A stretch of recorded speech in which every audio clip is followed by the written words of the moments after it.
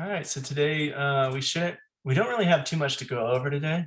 We'll see how long it takes, but it shouldn't be too long because some of the stuff we kind of already went over. We're talking about concept artists and concept art, E&O insurance, profit sharing versus leasing for distributing contracts. So we'll start off with concept artists and concept art. This stuff comes from nfi.edu. In the syllabus, I believe it is letter F under concept artist role. Concept artists are individuals who envision and create starting designs for animals, characters, vehicles, settings, buildings, and other creative materials. Modelers, animators, and visual effects teams use concept art to conceptualize ideas for production. Concept artists need to understand design and incorporate it into any creative effort. Design styles will differ based on the project, its intended audiences, how real or unreal it is, the mood and the tone of the project, and more. The concept artists typically receive a brief from the art director, production designer, or sometimes, depending on the set, the director themselves, depending on how many crew there are. Or if the director is coming to the concept artist before they begin production as like for pitching the work to a network to try to get it picked up and greenlit to start pre-production, then a director or producer might go straight to a concept artist to try to help visualize these elements when they pitch it to a network or a studio. The brief that the art director or production designer give will include information about visual characteristics, a character's personality, and any pertinent information for the design. So basically just like a little brief of some information that the concept artist will read and think about to be able to create those concept arts, whether it's for a character or something else. When doing character designs, an artist may do a front, back, and side profile view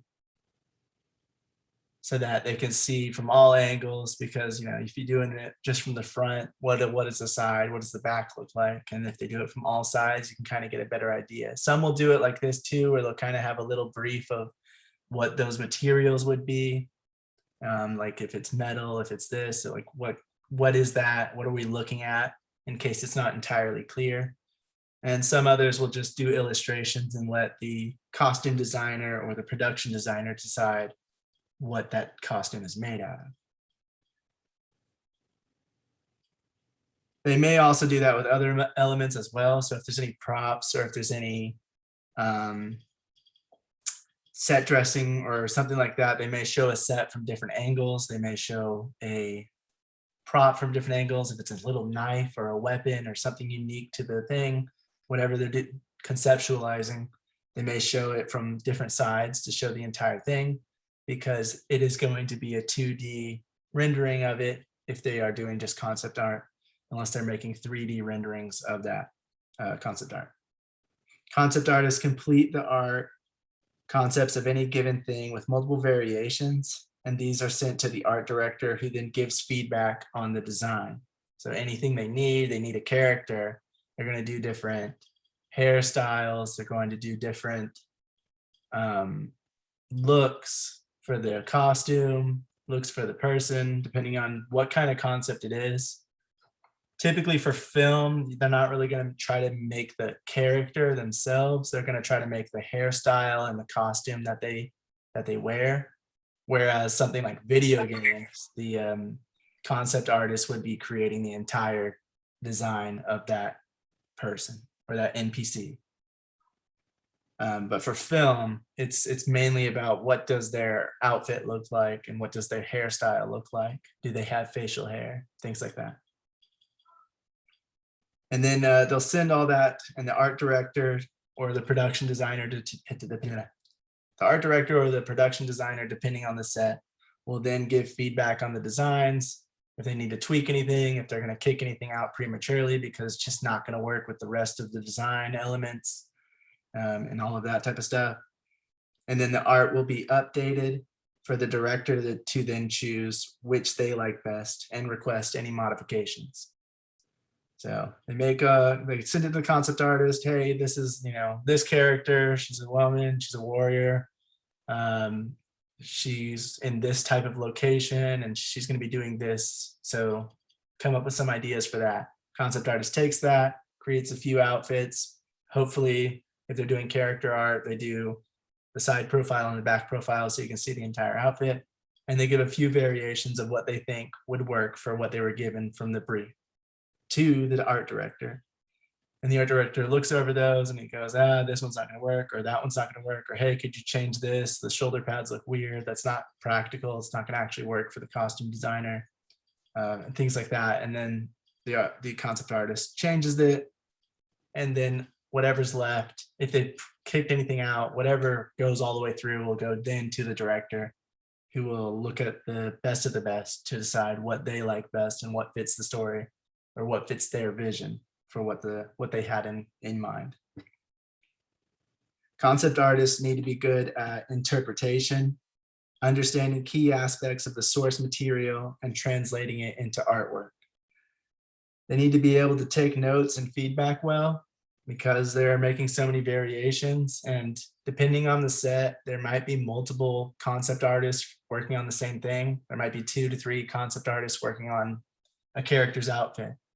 You guys, here's the outfit, come up with some ideas, and then each person will make a few variations.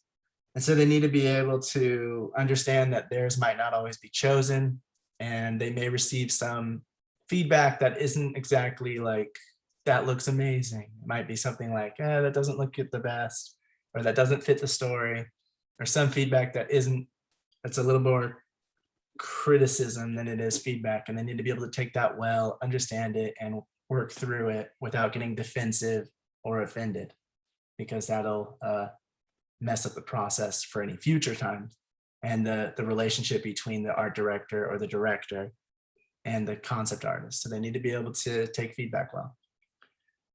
They need to understand image form, color, composition, and lighting, as well as researching time periods and locations for their concepts.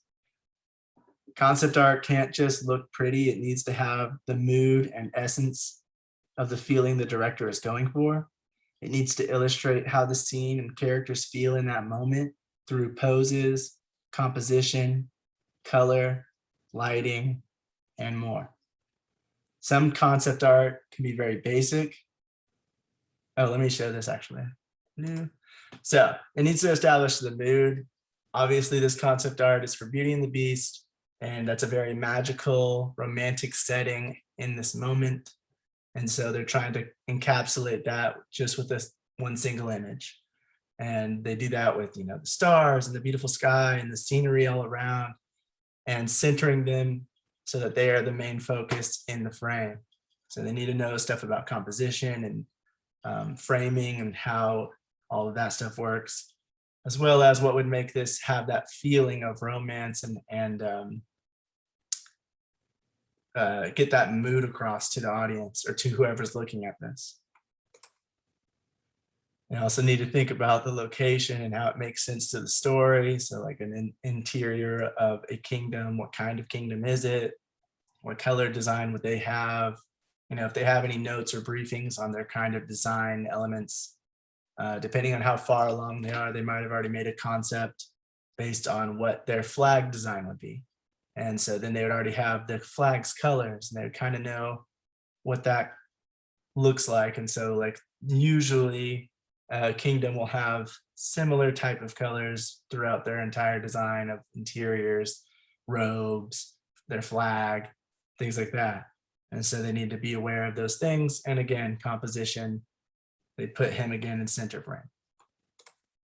They also need to know things like, rule of thirds, and where to put the main action at in the scene, what's the main focus of this, and what to make detailed and what to leave kind of a little more basic and doesn't need to be as drawn out. As long as the idea gets across, that's the main thing. Some concept art can be very basic. So it can just be kind of like this. It's not too detailed. It's a little bit more like a abstract painting in a way, but it gets that mood across of a swamp or like a moody, dark, dingy place that isn't too welcoming looking. It's a little dead. It's a little scary if there's any kind of creatures around, or if there's any any kind of crows or anything like that around. It just has that dead kind of abandoned feel to it. And others might be a little more detailed, much more complex, have a lot more design elements within them. So this city, you can see on the buildings, it's not just like smeared painting. It's very detailed. It has a lot of different lines. It has a lot of different people and figures, and they're maybe not as focused, which means they're mainly trying to put the main focus on these buildings and the ads. The ads are actually the main thing that looks like it's in focus, and with the most detail. And so that would probably come from their brief to be saying like, we want to show that this place is advertised heavily and it's really like a busy city that is focused on getting these people eyeballs on these things as much as possible.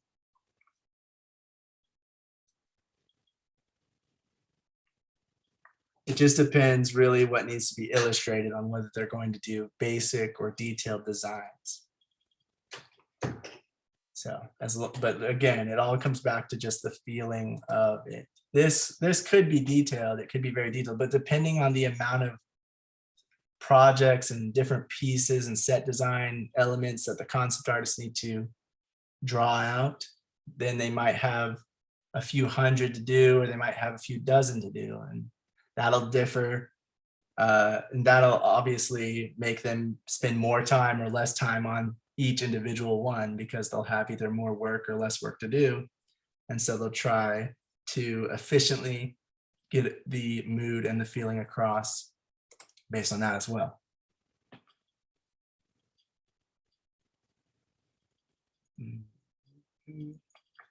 On the larger projects that have multiple concept artists, typically each concept artist excels at one type of concept. That's with any artist anywhere. You might be good at different things. You might be good at digital art. You might be good at drawing. You might be good at that. But one of those you're going to be better at. You're going to have the most knowledge in, and you're going to be the most proficient at. And then it goes even further. You might be good at drawing people, but you're not very good at drawing creatures. Or you might be really great at drawing locations, but you suck at drawing people. Or you might be good at drawing people, but you're really great at drawing locations. And so each concept artist will excel in one area. And so usually on the larger sets, they'll have multiple concept artists, and they'll have the ones that excel in each area make the most of their art in that area.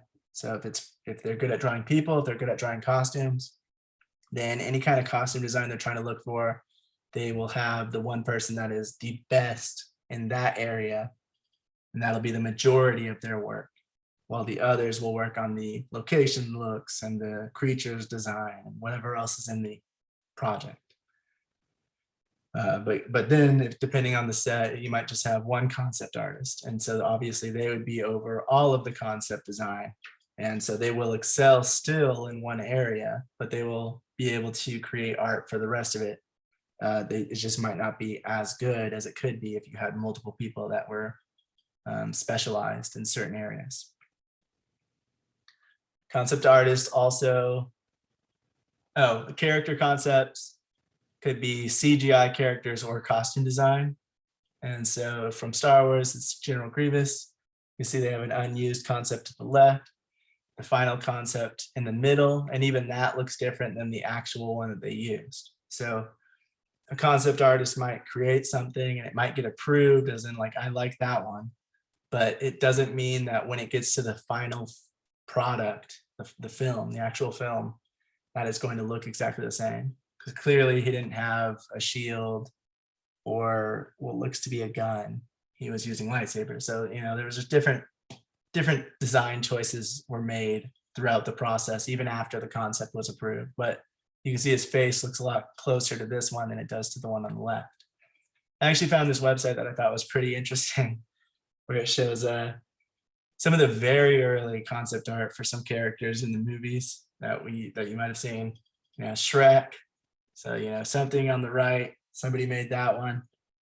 And, you know, it could have been 13 different designs, 100 different designs for what Shrek might look like, but it just shows how different it could have been if they had gone with the one on the right, instead of furthering along with whatever concept led to this one. And even the concept for him in animation and games, I think the concepts are a little bit closer to the actual final design, because they just keep furthering the steps along into the animation process. But for live action and things like that, where it's going to, or if it's a CGI character, sometimes it's so further along in the process that things change, like we saw with General Grievous.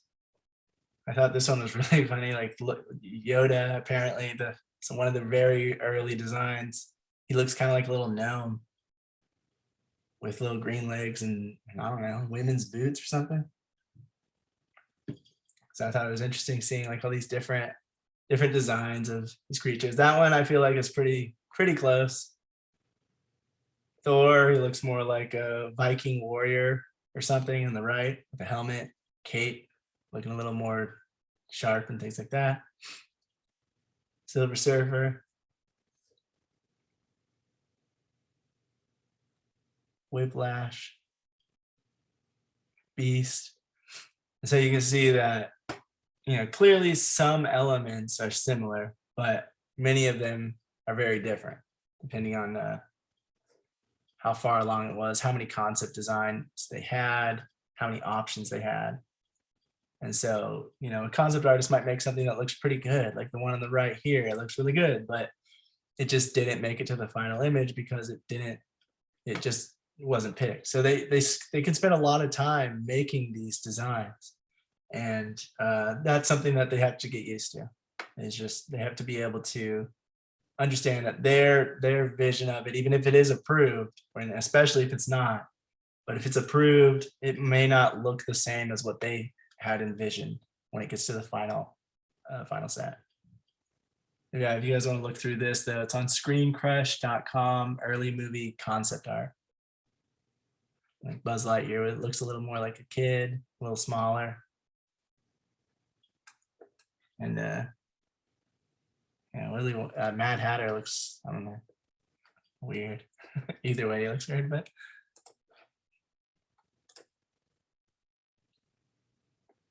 let me see.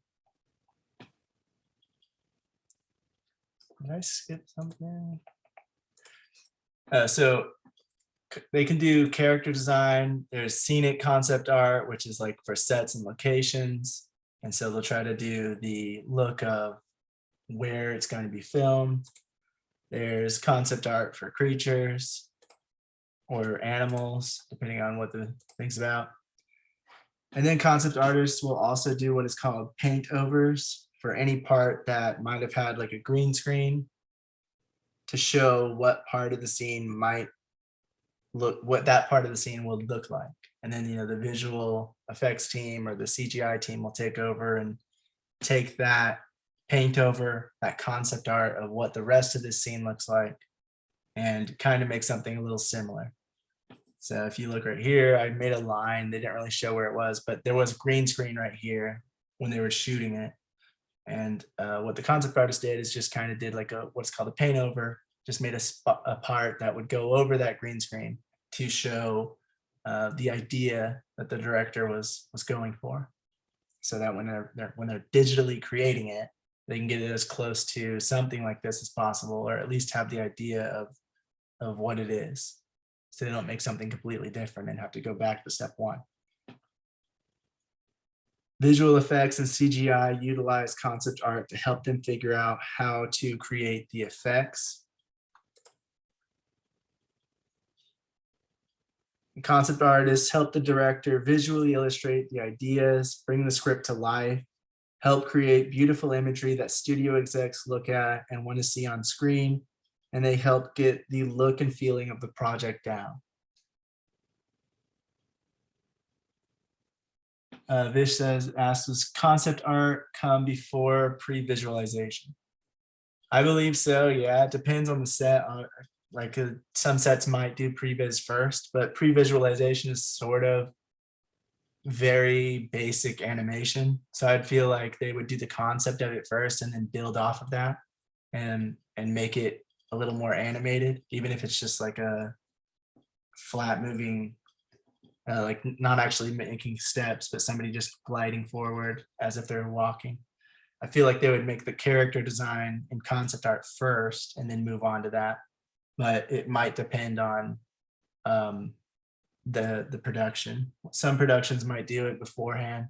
Just depends on what they feel is needed and what they feel is just like, oh, that's just extra work that we don't need to do.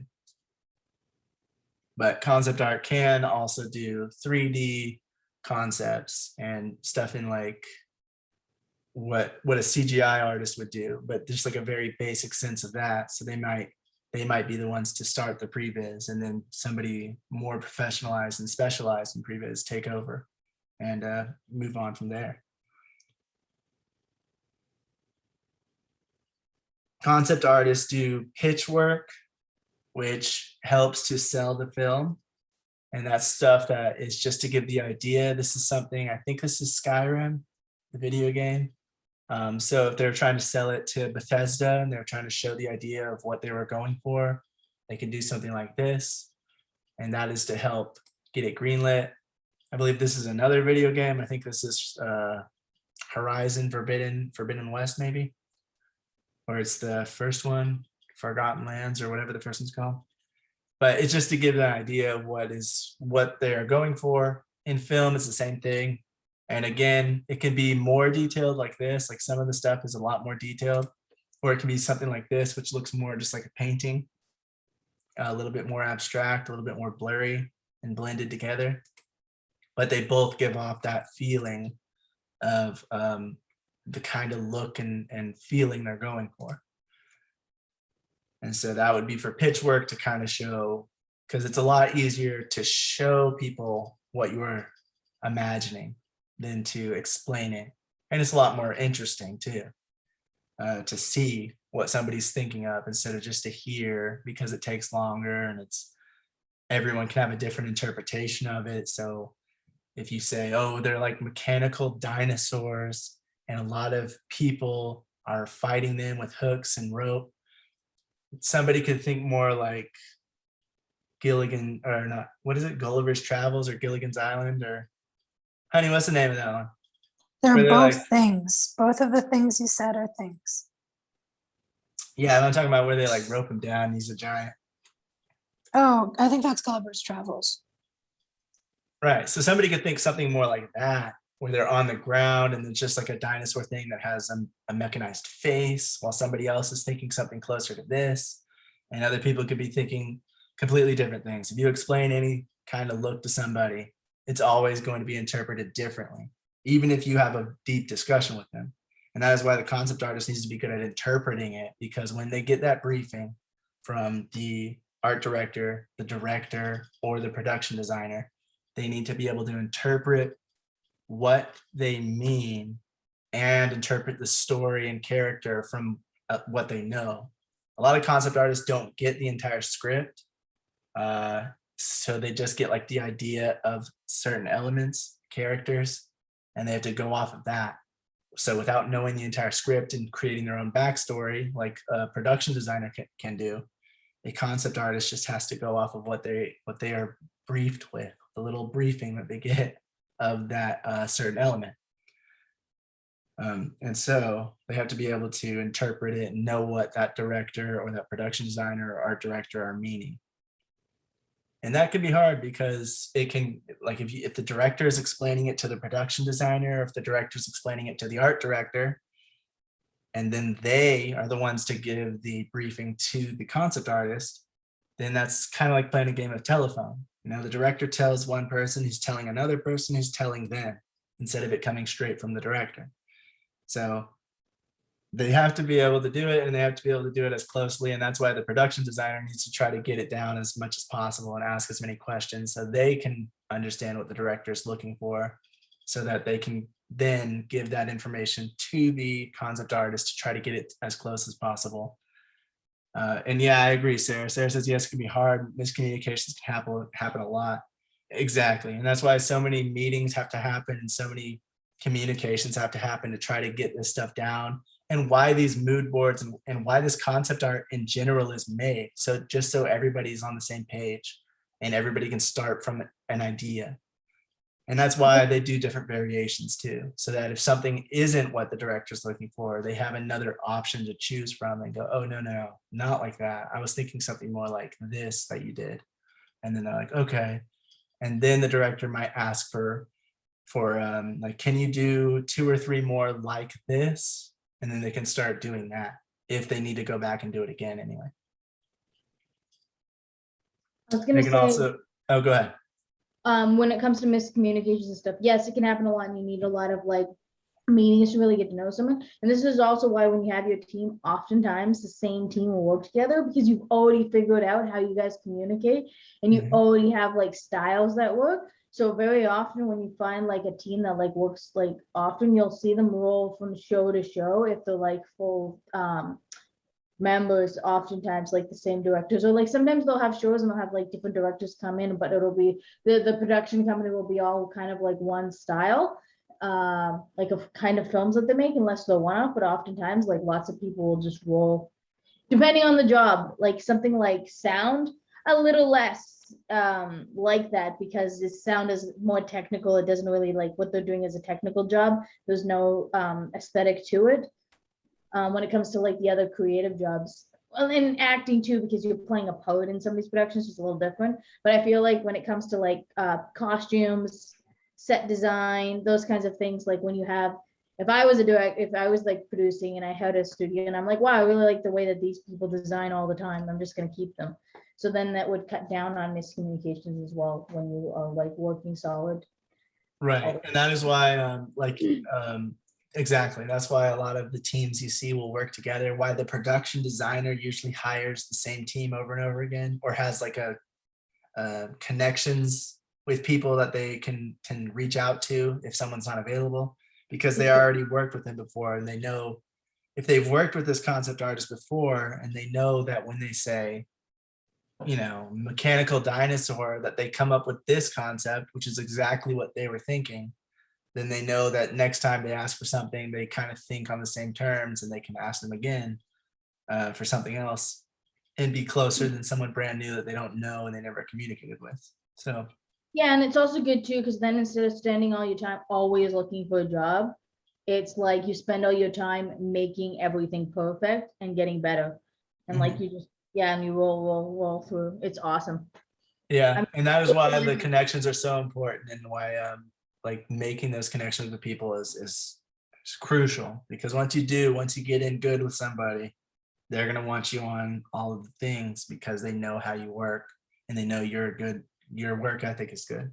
So exactly, and if something happens, then you've already established ways to like deal with that, and then you can just smooth it out and go forward. And then also too, it's also cool, like if you work with people and you notice them get faster and better, you also reap the benefits of working with them for a long time, because like, you know, when you like say like you start working with a company, you get used to like the feel, but as you work with them more, it kind of just slide in and things just run smoother because you do it all the time. Like the pieces start to fit together. It's just like, it's kind of like there's the benefits to like always working with the same kind of people. I guess as an assistant, when you're learning, you have to jump around a little bit, but you're not the final say. Like not everything's riding on you. So oftentimes in these departments coming down, you'll have like the assistant roles. And I think like to get in, you have to work on a few different to understand. I'm not entirely sure, don't quote me on that. What it's like to work for different people on the totem pole. But then and that's why every production you work on will have a different feel until you get into like a group with certain people that you've worked with before. And you like it established, you just roll with it. And then it's like, why kick it like a good, like if you like love it, then why kick it in the, you know, if it works, right? Right. And that is why it's so hard sometimes to answer some of the questions and things, because every production does it differently based on how the producer and the director are. And so it's like they could they could do it before, they could do it after, they could not even do it. Some cinematographers don't do shot lists, or they only do shot lists, but they don't do storyboards. And it's just like everybody works differently because they know how they like to do it. And so every production you're on might not have concept art. Every production you're on might not have these other things that we've been learning about, just because everybody has their own unique way of doing things. Cool, but like if you work for, say, Disney, like a big company like that, you're more likely to be, if you're employed like as like a designer, you'd probably stay like once Disney, like if I was Disney, I would have like my people, like especially like the top end. I mean, there's a lot of room for moving parts, like again, in the assistant roles when you're learning and stuff, but once you've kind of like, you've committed to being like a head of a department, everything is riding on you. If you like, it's just a different game. Then yeah, so it's a little different with Indie Land because like you said, on Indie Land, it's like there's a lot, they're less established. So versus like, and that goes the same for Universal. It's the same for Pixar or any of those big companies. They're gonna be probably like the output is a lot larger than say like Land, right? Where you might not always have concept art. Right. And that's where they would have the, very specialized concept artists that this guy does our character wardrobe design, and this guy does this girl does that, because they could be very specialized and have enough budget to have like 5 or 6 different people for the same thing. Yeah. Whereas on an independent project, it's more like, hey, can you handle all of this? Because we can only hire one. Yeah, and then that's because it comes down to budgets and stuff too, and that's where like it comes like and that's why when you see those big movies, they're just like, it's not that indie movies are bad, they're well done, but when you see the big movies, they've got the budget, so everything is just like, is so thought out, like everything is just so thought out, it's so smooth, because like we've grown this company this far, like you could focus on all the details, you can have 5 people looking at like and making sure everything's exactly the way that it just fits, and that's why they could take the biggest concept and most big animation and imagination movies that are huge and make them happen, where an indie was just like, an indie is probably not going to pull off Lord of the Rings. Right. Yeah, exactly. They just don't have the budget for it. Exactly, yeah. Not saying it's bad, but it's just like looking at the difference and what they can do. Right. For that. Because like something like that is huge, versus like doing a cute romantic comedy where there's some stuff, but it's not as, it looks still a great movie, but it's not as the same amount of work. Yeah. It's still a lot of work, yeah. Yeah, no, I got you. All right, so yeah, concept artists, they can do pitch work, and that is mainly to sell the project, to help sell it anyway, capturing the mood and initial feel of the vision of the project, so that any executives that the producer shows it to and pitches it to, whether it's a studio or a network, they can have a visual representation of what they're trying to go for.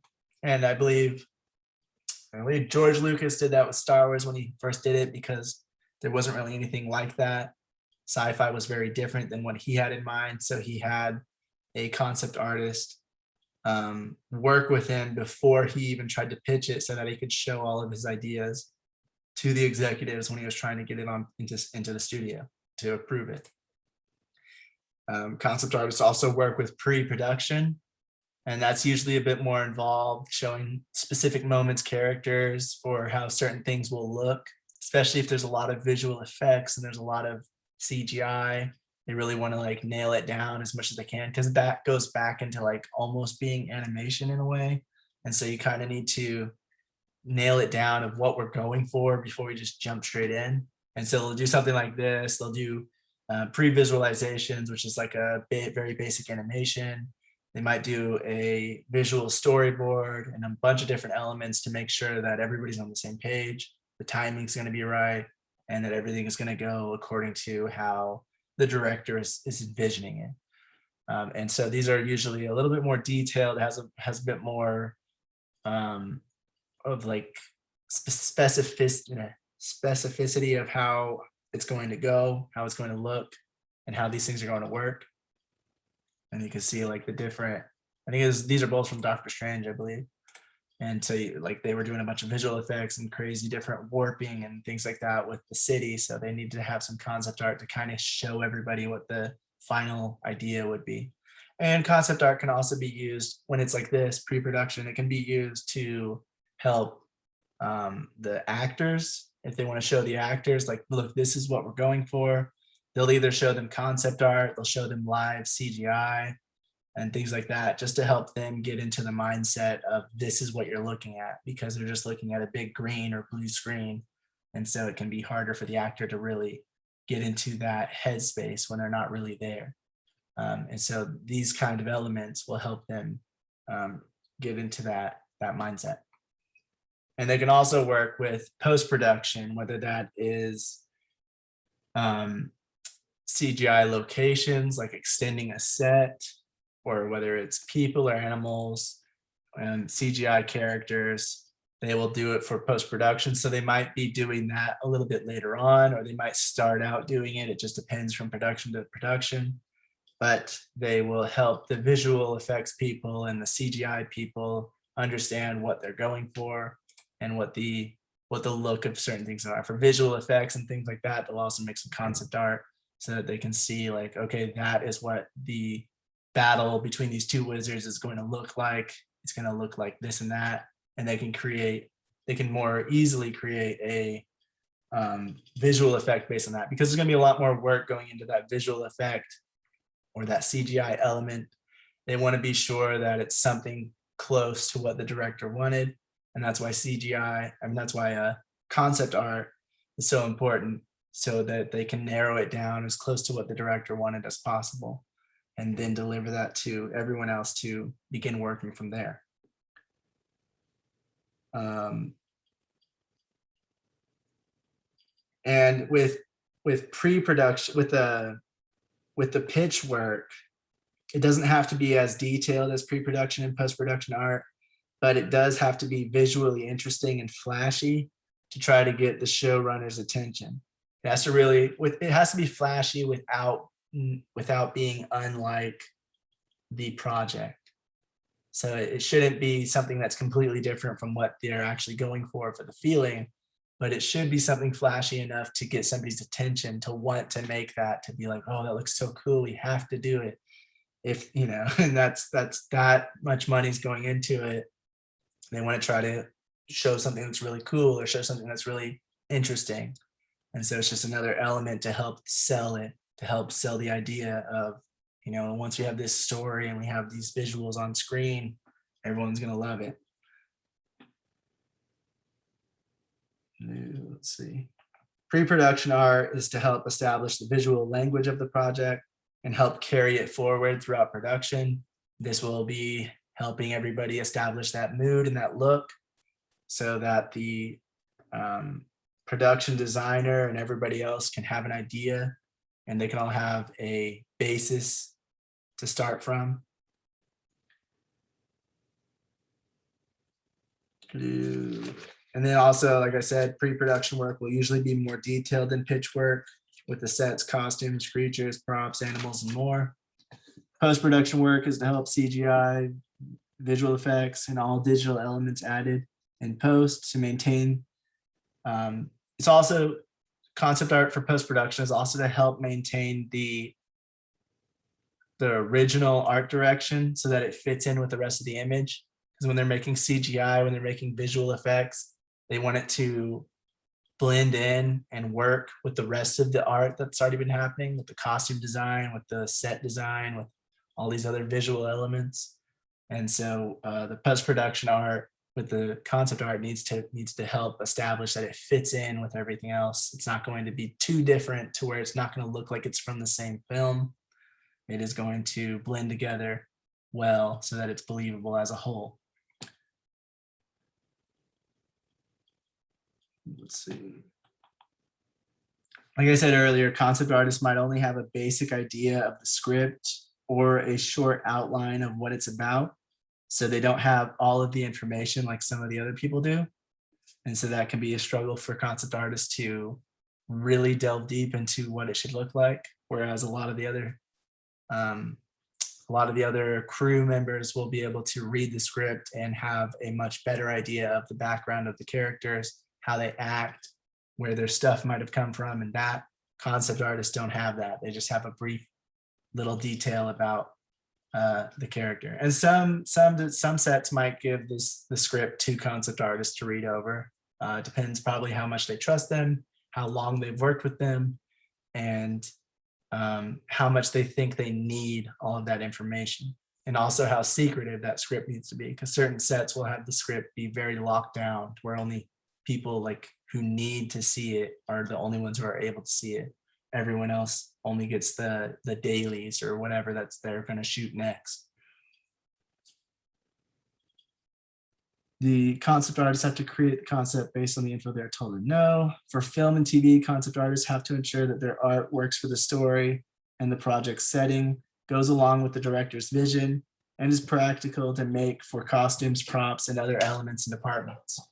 So they're making the costumes for the characters. They have to also think about, is this going to actually be able to be created? Now, is it going to look right? Are these shoulder pads going to be too big, too sharp? You know, is it going to not look right when it's actually made in real life? So they have to be thinking about that. As with props, costumes, and other elements, they have to make sure that it's going to be creatable. And in video games and things like that, video games and comic books and other things, concept artists can do kind of whatever they want because it can work.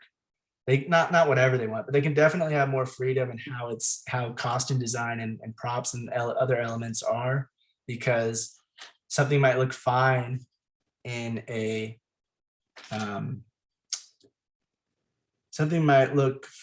comic book, but then when it comes to film, they have to make it look a little bit more realistic.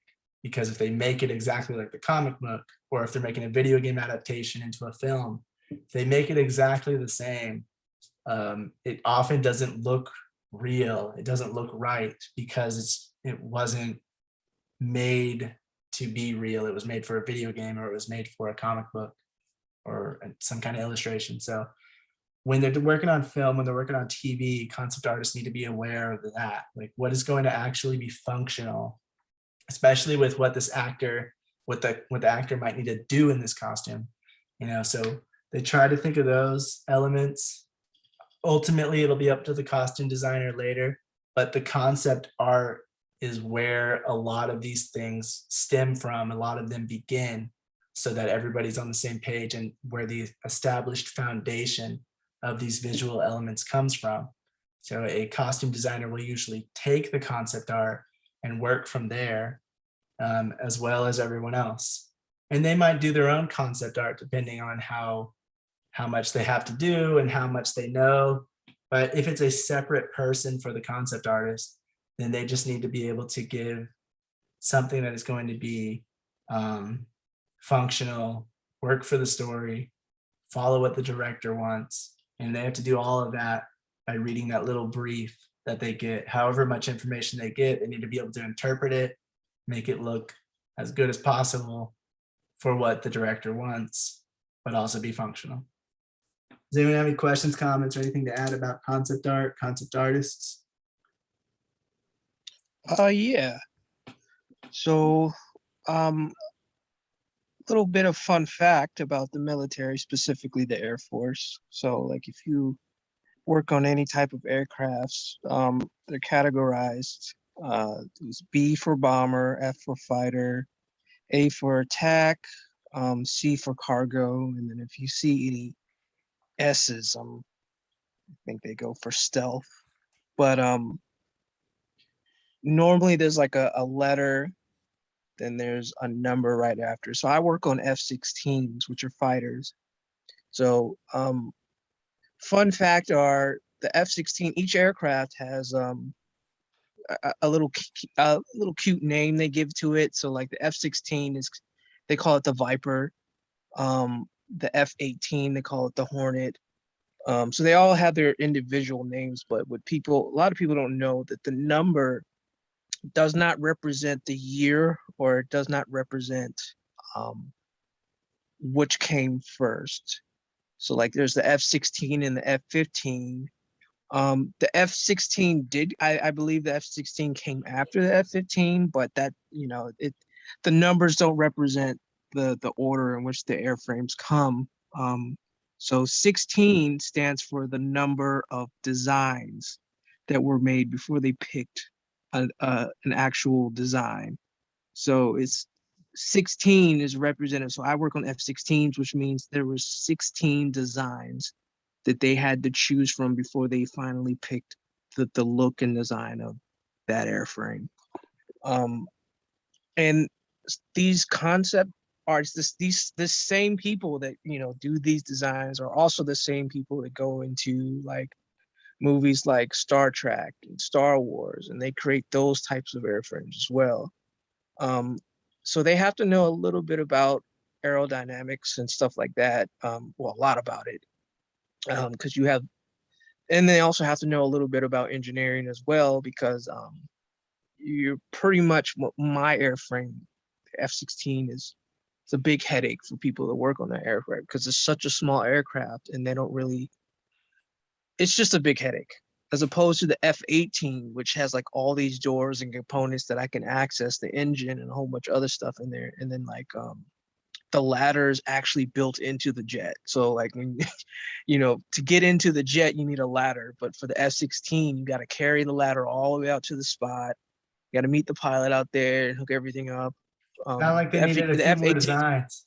Yeah, exactly. Like it pretty much like and you go to the Philippines, their airframe is the exact same design, but it was like a remake. It's a smaller jet, but they made the doors like bigger, so you can pretty much access any component of the jet without taking the engine out. The F-16, you can't do that, but I'm going on and on.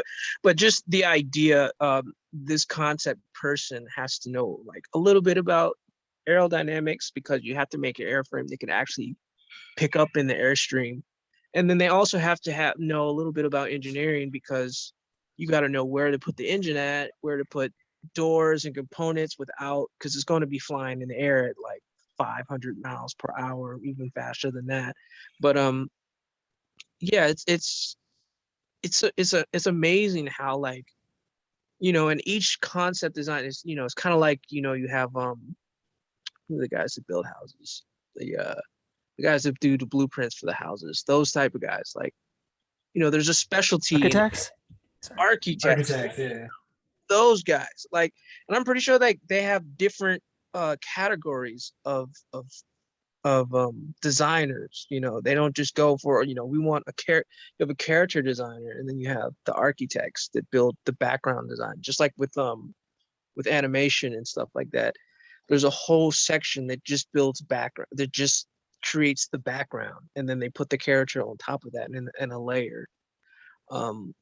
So that's all categorized and stuff like that. But like for like sci-fi movies, like what's the movie that came out? Guardians of the Galaxy, all those spaceships and stuff were created by somebody who probably designed the aircrafts that you fly on every day. It's amazing.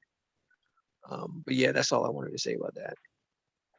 Yeah, and you actually brought up a good point. Like, so a concept artist needs to be able to, especially if it's a period film or if it is based in something like sci-fi, they need to be able to make it also be realistic and look like it could be functional, even if it's fictional and it's not real. They need to be able to set it in a world. So in a sci-fi setting, they need to be able to set it in a future destination, making it look similar to some of the aircraft that we know, or depending on how it works, it might look different, but it has to be based in somewhat realism so that it can be believably watched, so that people can buy it when they're watching it. And if it's set in ancient Rome, the concept artist needs to research. They need to know what ancient Rome looked like. What did people wear? Or what was the class system? And what did they wear differently? And how did they look differently? And what did their houses look like? And what kind of neighborhood? And they need to know all that stuff so that when they create it, when they draw it out in a concept, it's going to match realistically to how that would be portrayed. Top Gun Maverick aircrafts are, so before we even started this meeting, I was talking about how Hollywood is becoming more and more on location, and they're actually going using location. The movies are actually being good about using, like when they're doing these like movies based on military, where they're actually like using the military, like luckily for them, like their designs were already clear. So it's not, I'm pretty sure, because I know like the F-16 has like some top secret doors that the public isn't supposed to see. So they go over that, they'll get a military correspondent to tell them, oh, you can't have this door in your movie, or you gotta hide it, or you gotta shoot it from a specific way. But I think they're using like real aircrafts they've actually gone and did negotiations with the actual Navy and are actually using actual aircraft. Actually, Not yeah, saying- I believe that is true, because I read an article that was saying they went to the actual air base and they were messing with the stuff and getting in them for some shots, but they told Tom Cruise that he wasn't allowed to touch anything.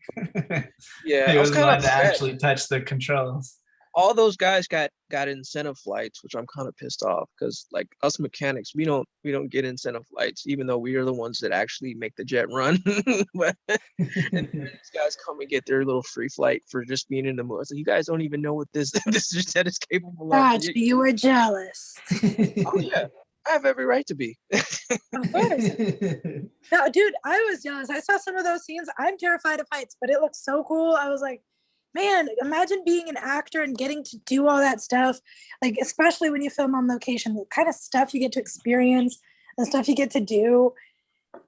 Like, it must be so cool. Well, yeah, but that's why he wasn't allowed to actually touch the controls, because they didn't Well, want him yeah. doing any kind of crazy stunt or taking off with it. Yeah, I would imagine it be more like, yeah, like it looks cool, but don't touch anything. Only touch the fake stuff. Like I would imagine that there must be someone of some rank with them to make sure that the facility is safe. Oh yeah, and definitely. tampering anything, that kind of thing. Like, Yeah, absolutely. There's no way they're on the military base without somebody there watching over everything. yeah, I would imagine there would be people that had their eye on them, and before they did anything, they would have to request permission or be very clear, this is what we're going to do, this is where we're going to be. And they would have to be like, okay, you guys are allowed to be on this side of the building, not this side, and like sign contracts and have conditions and all this stuff. It must be very bureaucratic, I would imagine, to go on something of that magnitude. Yeah. Oh yeah, yeah. All right. All right, we're talking about E&O insurance. We've already talked about this some, so I'll just briefly go over it. This stuff comes from Film Courage. Where is it? What is E&O insurance and when do filmmakers need it? By Michael C. Donaldson and Lisa A. Califf. I think it's Califf. E&O insurance stands for Errors and Omissions Insurance and is needed whenever a filmmaker wants distribution in any way, shape, or form. It covers things like copyright infringement, trademark infringement. So copyright infringement, like you accidentally took some ideas from somebody else's script on accident. They don't do things if it's on purpose and it's proven that it's on purpose. But if it was an accident that you had a similar idea to somebody who copyrighted a script, then that's not going to be able to, then that's going to be covered, because if the person sues saying you stole their idea, well, the distributor at that point, the distributor will be over that. But that's why they need the E&O insurance, to make sure that if that does happen, if there is a claim, that they have this insurance to cover it and any fees that go along with it, to try to fight against the person trying to say that it's their idea. Well, why not, before you decide to fight anything, why not even have the insurance and whatever, like if you're a company and you need protect, so that makes sense. But like, why not actually, like if I had a company and then I had to deal with somebody who had an idea, why not sit down and talk to them about things first before you even take it to a fight. I mean, like They do. They just have to have lawyers there, so that costs money. Oh, do they actually? Yeah, it doesn't always go like to Everyone an does actual, I'm curious. courtroom or anything. Like it's usually in a room where they're discussing. Yeah, settlement. It's good to make sure that you have lawyers present because that way both sides have a clear communication. There's no, oh, I believe he said something, but he said another. It's easier to make legal negotiations instead of, well, I think maybe we could do this. And so you could ask a lawyer like, hey, would this work if we made this agreement? If we made that agreement? And so having a legal representative to see about that kind of thing. Yeah, and that way their contracts, if they do come to some kind of settlement agreement, they can write up the contracts and it can all be make sure it's binding, that kind of thing. Yeah. Yeah.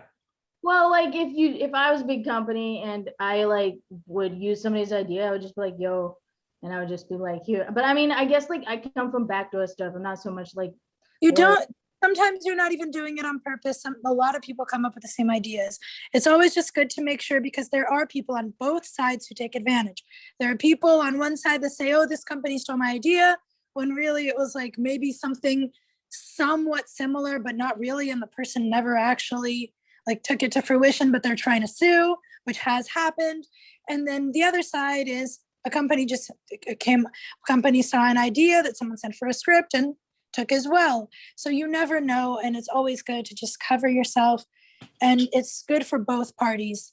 Yeah, you And never know if it's intentional or not, unless it gets proven that it was intentional and it was like verbatim their script, then obviously they took it. But if it's just like a similar concept, there's so many people out there coming up with ideas that some are bound to be similar or very similar. Well, yeah, but if I was like, how people come up with the same idea. It's annoying because sometimes people will come up with an idea and it's like, I had that idea. that's true, but like, let's say if to me, Karu would come to me with ideas like, honey, what do you think of this? And I was like, honey, that already exists. It's like, what?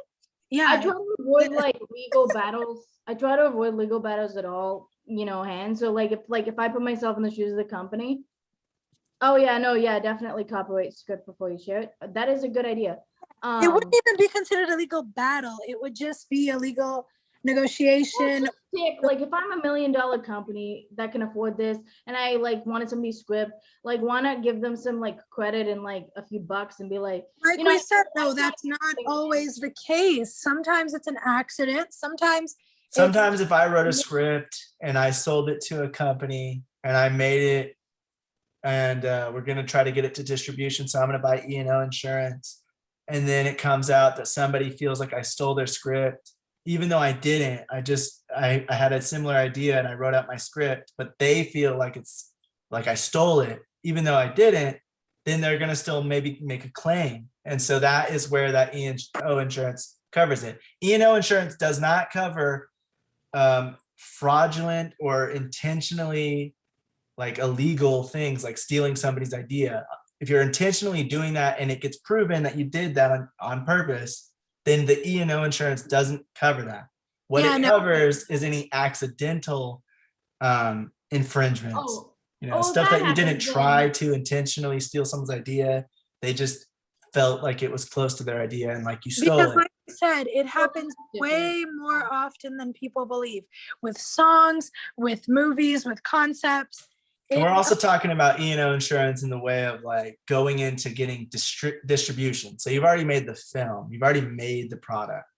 And then you have to get this before you can get distribution because they want to cover their butts.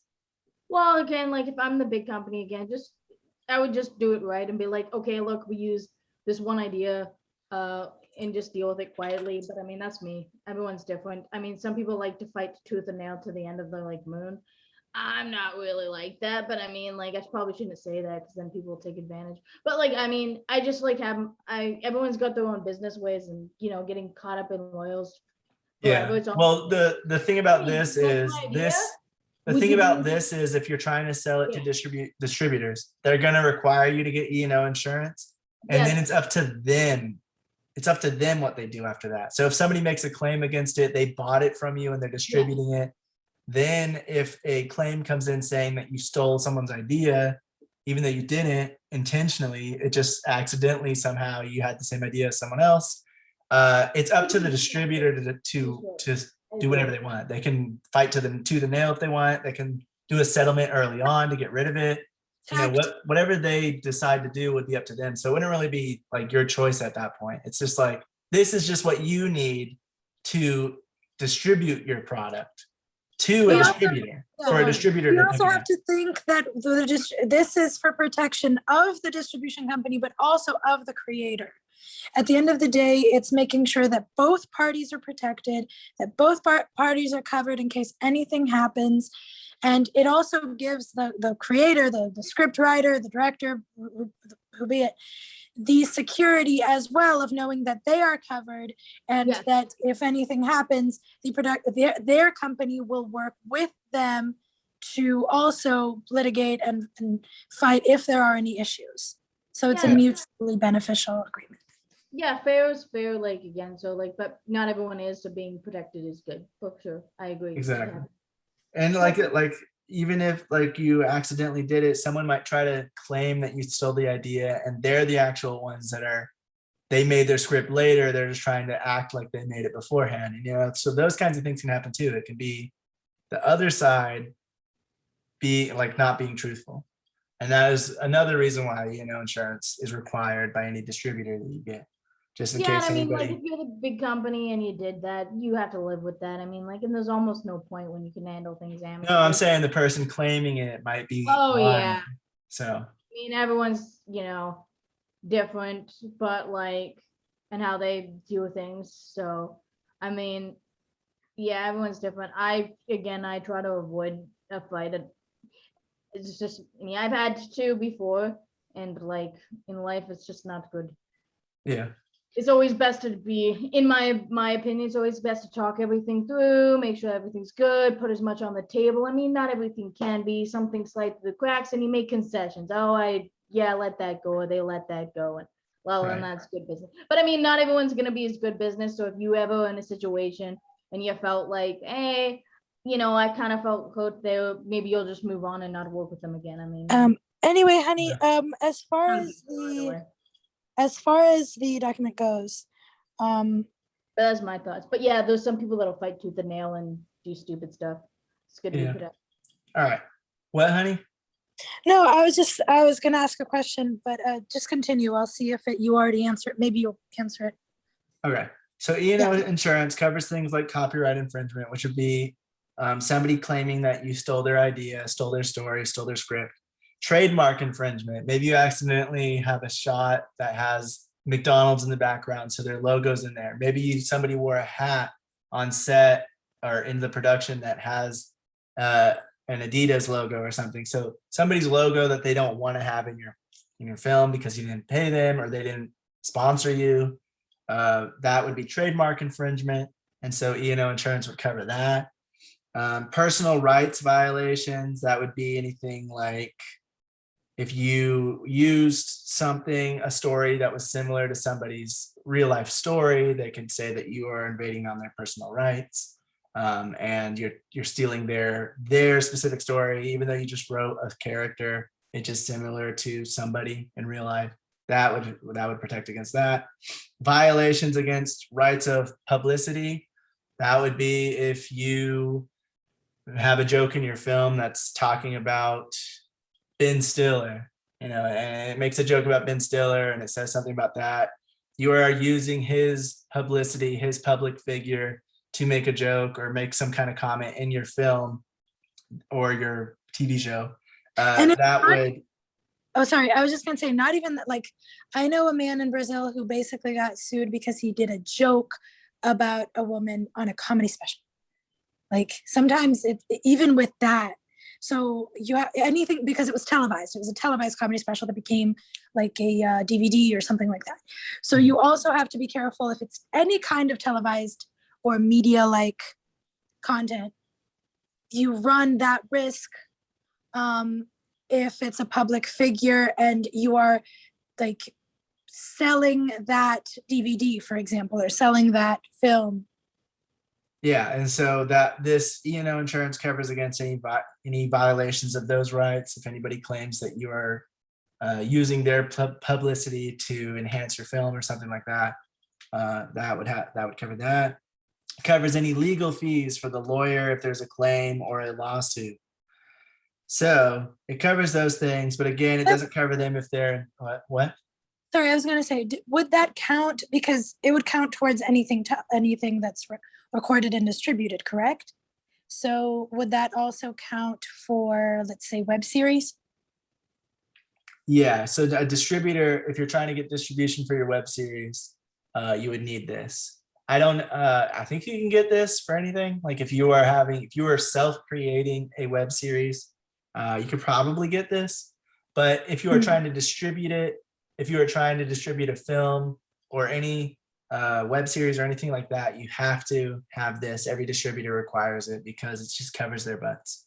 Gotcha. Okay, I was curious about that because I knew about the whole comedy special thing because it was distributed. I didn't know if, for example, if it's a virtual online thing, if it all would, counter. Yeah. So if your story is controversial or you're making a story about someone's life that's deceased or alive, especially if it's without their permission, then you're going to definitely want to get E&O insurance during the script writing phase or after the final draft is complete. If your story is less likely to get a claim against it because it doesn't have anything involved with any people, you've looked out for certain things, then you can usually wait until post-production or right before distribution phase to try to buy the E&O insurance to cover yourself to get distribution. The reason you want it early is so that you can get it before any claims might be made, because if a claim is made and then you go to get E&O insurance after that, they'll say, okay, we'll cover you for everything except for that claim that you have. It's kind of like if you're trying to get medical insurance. If you break your leg and you don't have medical insurance, you can't go, hey, I want medical insurance, and then get covered for the broken leg because you already have the broken leg going into it. And so they would be like, well, okay, we'll cover you for everything except for that broken leg. So, you fix that broken leg of yours. And then because, if you got it before that, though, if you got it early on and then you broke your leg, the medical insurance would cover it. But if you try to get it after that, you can't tell them, no, I don't have a broken leg. There's nothing wrong with me, because that's fraudulent and insurance fraud. Yeah, Raphael?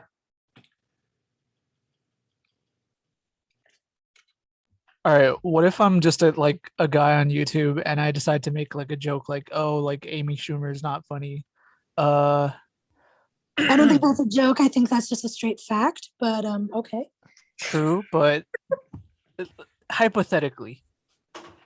That's just your Hypothetically, opinion. I would say it really depends. I feel like there's fair use Because I'm not like I- YouTubers usually aren't like big, It's anything.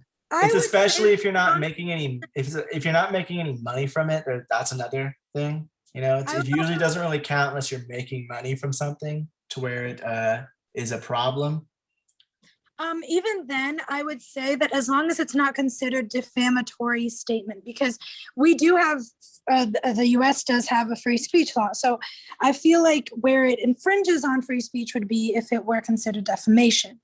Like if you are stating something about their personal life, attacking them in any way, making it hard, compromising their career, that kind of thing. Saying she's not funny is your opinion. If you make a joke about it, it's, you making a joke about it.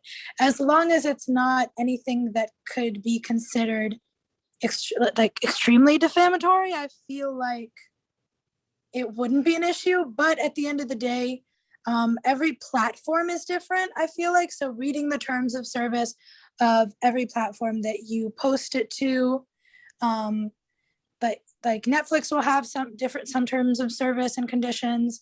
YouTube will have their own. And so normally on those terms of service, it shows you what is and is not considered like hate speech or defamatory or against their guidelines, so to speak. So I feel like that would also maybe help. I think it I don't know, there's so many channels on YouTube that I know of, like everything wrong with, that points out every flaw in a movie. Oh, There's they also have to prove, because I've always heard that defamation cases are super duper hard to prove, because you have to prove malice. So that's another thing. And if it's a small channel, like a small YouTube channel, and it's not that big and it doesn't have a lot of influence and it isn't malicious, it's just for the case of a joke, and you can prove that like there's no malice in it. But even then, if it's a small, you can't I don't really even think it's that. Like everything wrong with a big channel, and they point out every flaw in movies and TV Yeah, but that's shows and not everything, but they're not getting sued for anything. So I But don't that's think it's. defamatory because The other it's- thing about it is like it's not somebody who has the reason why they go after films. Let's be real. The reason why people go after films is because they want a part of the money. They want a part of, because films are super expensive. And so any kind of deal that's made in film, it has a lot of money going around with it. And people want a piece of that. The reason why that comedian might have got sued is because he's a big comedian. He has money. And so, you can get money from suing him. If you're going after somebody that has like, I don't know, $10,000 in the bank and that's it, like you're not really going to get anything from it. You're going to end up spending more in the lawsuit. So it just, yeah, litigation fees are expensive as heck. So that person is not going after you unless they feel like there's something to be gained there. And if you have nothing to your name and nothing can be gained, why are they going to waste their time and money, But that being said, it just really depends on each individual person. If Amy Schumer is going to be a really sensitive person and take that to heart and try to go after everyone who says that, she'll be spending years and years and money trying to. Yeah, and I feel like everybody. for that, she's a good sport. She knows that like, some people like it, some people don't. Well, like, She says sometimes that it's considered sexist, but that's her prerogative.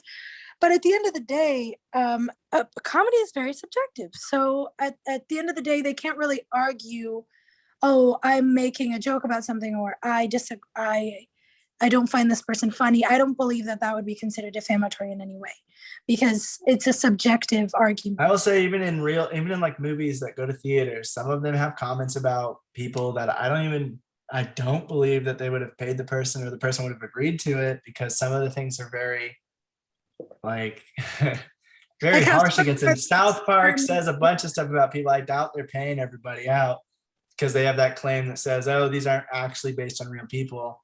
And so it really just depends on how you're going about doing it. For a YouTube channel, I don't think it matters as much. You would have to go to an entertainment lawyer if you're really that worried about it, but I don't think you would get sued for any kind of like. I feel like otherwise Kanye West would sue the heck out of them. I feel like there's a limit to disclaimers like that, because I know, like, I've seen those big like dump trucks that have like signs on the back of them saying like, oh, we're not responsible for any windshield cracks if you get hit by a rock, but that doesn't like exempt them from like small claims court. I'm pretty sure. So I've heard, allegedly. I'm pretty sure the whole point of, at least for an example of South Park, that disclaimer in the beginning is basically saying that like, this is not our true feelings. You should not take this seriously. We are not trying to sway anyone into believing this. Like basically they're making it very clear that you're not supposed to take this seriously. We're not being serious here. So I feel like that's like saving them from making it very clear, if it's a defamation suit, hey, we made it very clear this was not with malice. Yes, Sarah, you have your hand raised. Oh, yeah, I was gonna say like again, like be like, it's before like I just like if someone said something to me or something, I would go up to them and be like, hey, like what the hell is that about? That's my first thing. You know what I mean? Like to do is like if somebody comes up to me like, hey, I really didn't like that, I'd be like, oh yeah, sorry, I'll fix it. Sorry about that. And problem solved, and you like shake hands and you go on your way. Like if there's no malice involved, it only gets bad if there's like underhanded malice involved. And at that point, that just sucks, because like it just sucks. So it's just there's not much We're you can talking about like in a bigger scale though. Like if we're talking about like we comment on someone, yeah. But I mean, you make comments, you talk, things happen. If somebody comes up to be like, hey, like that's like, I really didn't like that, you go, sorry, you remove it and you go anyway. I mean, that's how I would handle it. Oh, heck Everyone- no, heck no. Depending on what it is, they can't bully you into, I've seen cases like this where people will give their opinion or will make a comment, and the person, because they're a bigger company, will think they can bully them into silencing. No, I mean, depending on what it is, you have the right to put that in your film or in your project or whatever, as long as it's not malicious or defamatory or something like that. Someone can't bully you unless they have grounds for it. If they have fair grounds, then you can reach an agreement. But I believe that if it's something like that, yeah, it gets stupid and petty at that point. I've had like a lot of like stupid fights in my life. I just try to avoid them at all costs. Like it's like I'm getting older. Like Yeah, like when you get insurance, you're not trying to There's so much actually time. use it. You're just trying to have it for just like medical insurance. You don't want to actually break your leg just because you have insurance for it. yeah. But it's just to cover Exactly. yourself in case of it. Well, yeah, and Um, other people will fight tooth and nail, and you have a whole team that's backing you if you're on a team. Like if you're the production company, it's a whole bunch of people have people like there. If it's just you, it's just like, yeah, I look at that and I'd be like, yeah, you guys want to just buy something else from me later? I don't know, I'll go somewhere else, whatever. I mean, like, there's not much you could do. I mean, like, I just wouldn't, completely ruin like or rip somebody off. But I mean, some people do, and like if you're doing business, like whatever I do, like small business. When I do small business, if somebody decides to like not pay me or something, I'm not going to sit there and fight. I mean, some people will, depending on how much money it is. Sometimes you have no choice and you do have to go to court, and it's very obvious and you have no choice because you're put in that situation. But oftentimes if it's like a few days and somebody promised to pay you, they don't, I just go, whatever. Gotcha. Well, there's not much you could do about that. I'm going to go to small claims court over $500. Like, I mean, that's me, but I mean, like, I don't fight over every little tiny like bump in the road. But I mean, again, like if somebody's trying to rip you off an entire year of work or something, you don't really have a choice. Yeah, like we said, this is a all very complex issue, especially on a grander scale.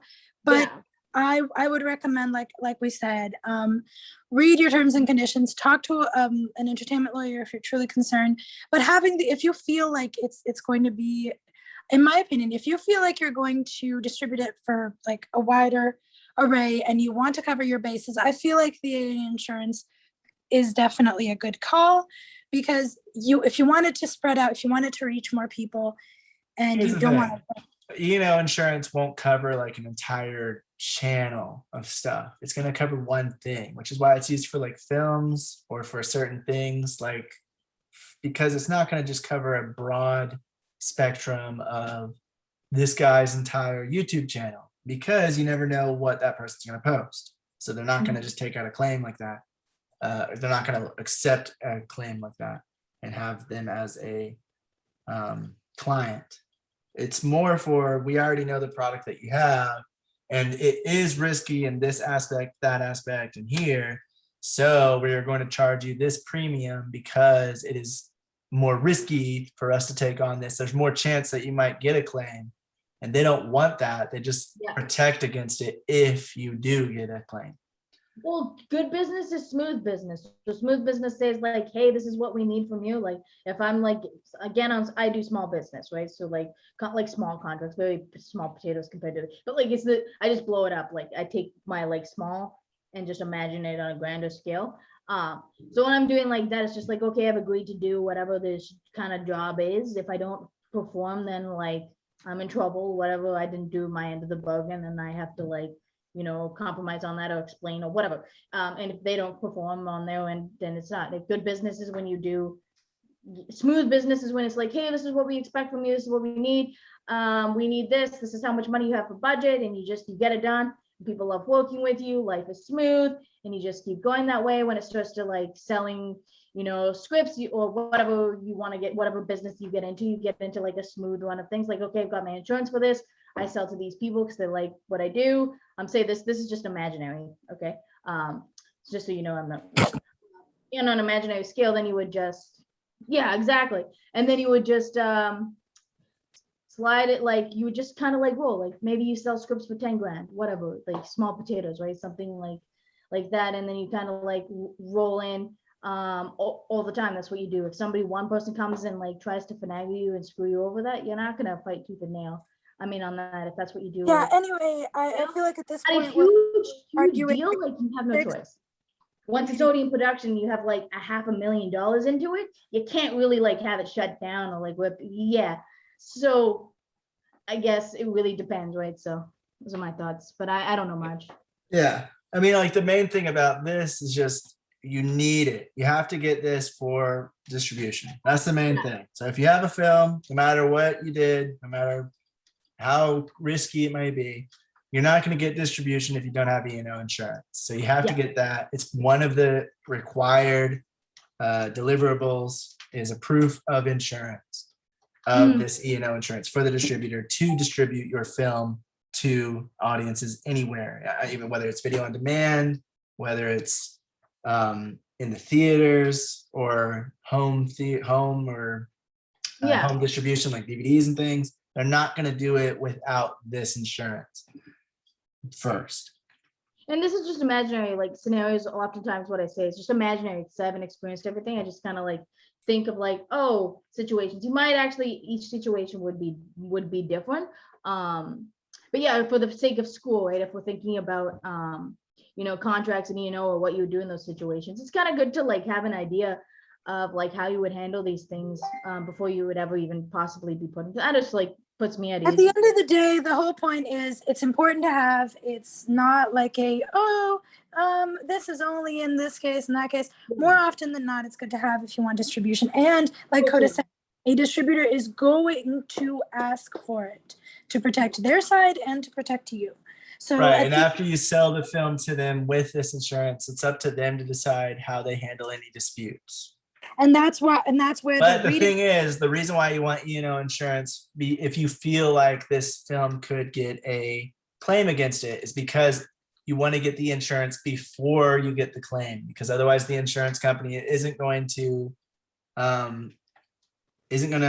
cover that claim because there's already a claim on your project. And if you leave that out, if you don't tell them there's a claim, then that is insurance fraud, because you have to tell them everything up front to get a contract, get an insurance policy. And that's with any insurance, not just, Oh, sorry. I was going to say, so it's not as much of an argument of if you should get it. More often than not, you should. It's more of an argument of at what point should you get it, depending on your case. Right. Correct? Okay. All right. So this stuff comes from front. What was that? Let's say before you start, like if you have like whatever, like maybe small potatoes, you write a script, you share with a couple close friends and family, but still not know if you are. Before you start sending it out to like bigger people, and then you would have to have it obviously copyrighted under your company or under yourself or whatever. You might want to copyright it before you send it to friends and stuff, though. Yeah, I was gonna say by the time you're distributing it, you should have that copyright. You're looking for distributors, then yeah, you should have done that due diligence. Well, you can get insurance at any point. It's just when you're writing the script, if it's something that feels like it could get a claim against it, then you want to get it early on. If it's something you're waiting, if you don't feel like there's any claims against your film, then you can wait until distribution, because nobody's going to know about it unless it's a really big film. No, I just feel like by the point you get distribution, you should already have that copywritten. I'm talking about the point you get distribution. But yeah, before you get the distribution, if you feel like there is something, you should. But by the point you go to the distributor, you should have that baby lock and loaded. And if you don't, they're going to require it anyway. So that's the whole point. Well, like right. if you have the your least that they can ask from you, like the least that they can be like, hey, you need this, you need that. The more prepared you come with them, the more professional you're going to look, and the less crap all at once you're going to have to do. That's true. True, because you never know how long an insurance policy is going to take to get. So you might have like 10 scripts and you don't know which one you want to copyright to send out. So you might have it looked over by your team that you trust. I mean, you take risks in life. No, but we're talking about after you film the thing and you're trying to get. Oh yeah, I'm talking about like before pre-production. I mean, after you film it, like I hope you've done all your right stuff, or you work with people that know how to do all the right stuff. Like, because I work at film, but I don't do like every single person's job. I do like a few things, and I'm learning more, but yeah, like, because there's so much involved. But you need to have the paperwork kind of like tracked down as best as you can, and even still things can still go wrong. You could have done all your due diligence, you could have got the lawyers, you could have got the but if somebody really wants to like squeeze into there, They're going to. Yeah, and that's- but at this point, we're just debating semantics. At yeah, this that's true. And it doesn't really matter, but yeah. No, All for right, sure. so Like- this stuff comes from Front Row Insurance, letter D in the syllabus under E&O insurance. Rights of publicity infringement would be something like using a person's name in your works or their image on act, like maybe they're in a picture somewhere without compensating them. So theoretically, you'd be making money off of their name, their publicity, and that is what that means. E&O insurance may, but does not always cover things like not having a talent release contract with your actor or no locations release contract. So be sure to always get signed contracts for all aspects of your production. E&O insurance is for mistakes and things not as clear and obvious, not to blanketly cover gross negligence. Not to don't just like, oh, I'm going to get E&O insurance, so I don't really need to get contracts with this actor because it doesn't matter. E&O insurance will cover it. No, not necessarily. And most of the time it actually doesn't cover things like that. If you forgot to sign a contract with one of the background actors, yeah, maybe. But if it's one of your lead actors and you didn't get a contract with them, that's gross negligence. That's you not doing what you were supposed to do. And E&O insurance does not cover that kind of stuff unless it was a mistake and they can clearly see that.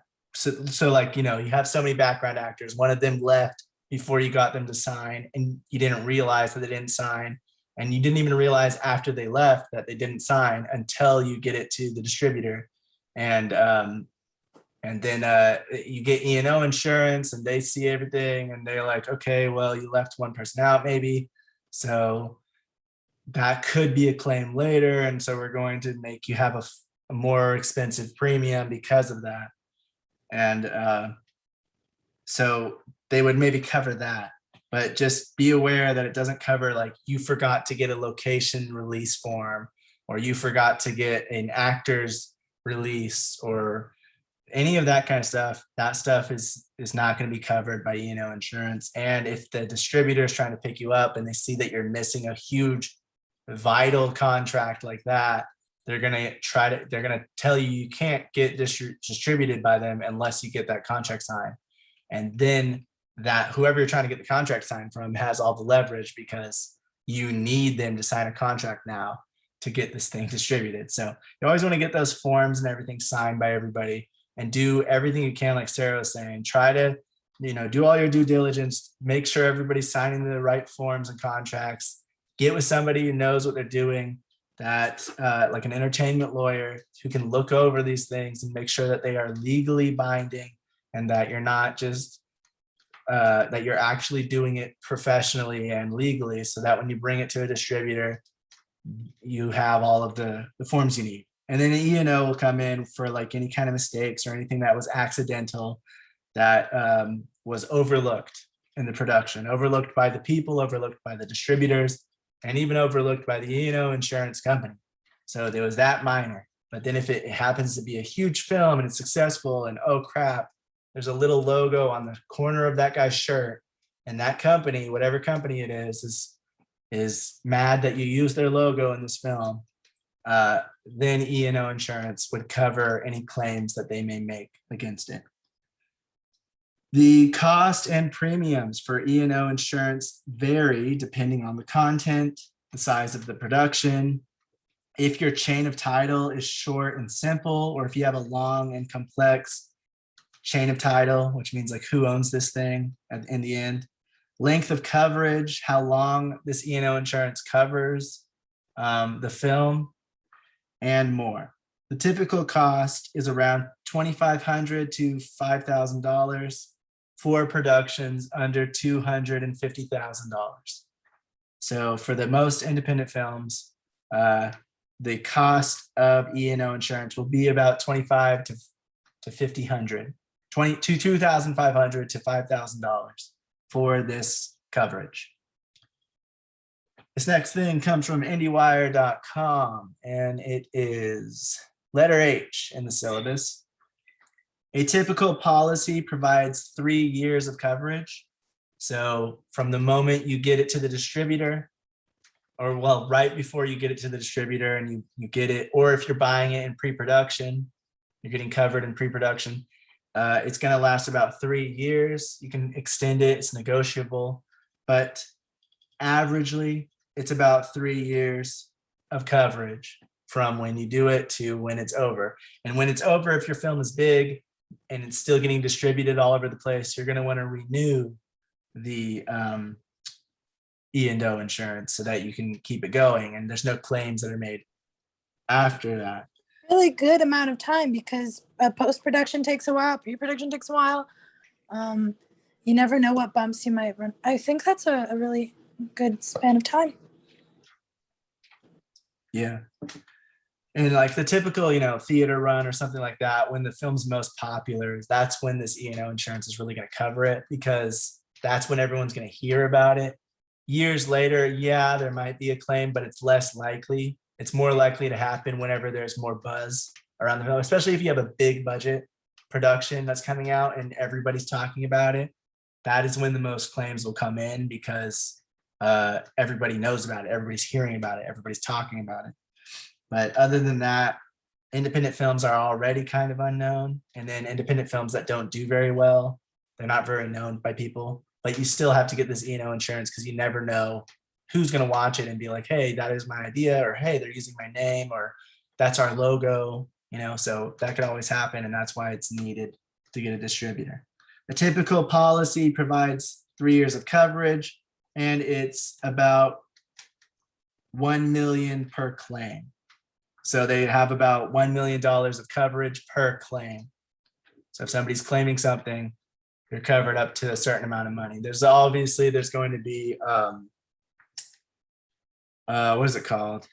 There's going to be the same thing in any insurance. When you have medical insurance, you have to pay the, what is it called? The upfront fee that you pay before the insurance takes over for the rest of the cost. Anyone know what that's called? Are you talking about premium or deductible or? Deductible, yeah. So the premium is the cost of the insurance, and they're gonna decide what the premium is based on how risky your film is, how many claims it might get. If you do have a logo or 3, or if they've noticed some things in your film that could get a claim against it, the premium is going to cost more. If you want it to be longer, if you want to have coverage for 5 years instead of 3 or whatever, it's going to cost more, obviously. If you want it to be 2 million per claim or 7 million per claim instead of 1 million per claim, premium is going to go up. Same thing with car insurance, medical insurance. The more you want to be covered for, the more it's going to cost. And then the deductible is also going to be there in certain circumstances where it's like, if somebody does make a claim, you will be charged for the first however much of money, $10,000. And then after that, we will cover any other costs that go into it.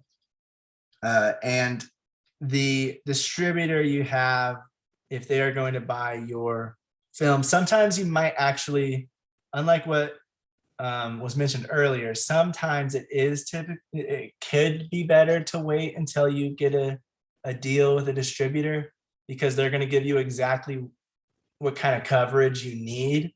That way, if you have an insurance plan, an E&O insurance plan policy, and it doesn't meet their requirements, you don't have to go and update it or get a new one. You can just you'll just go get your first one and with the exact specifications that the distributor gives you, because they might say, we need 2 million per claim and we need the deductible to be 5,000 or less, because basically they're taking it on. They're taking on all the risk after you give it to them in most circumstances. But that, again, that's going to go into their contract. So always watch out.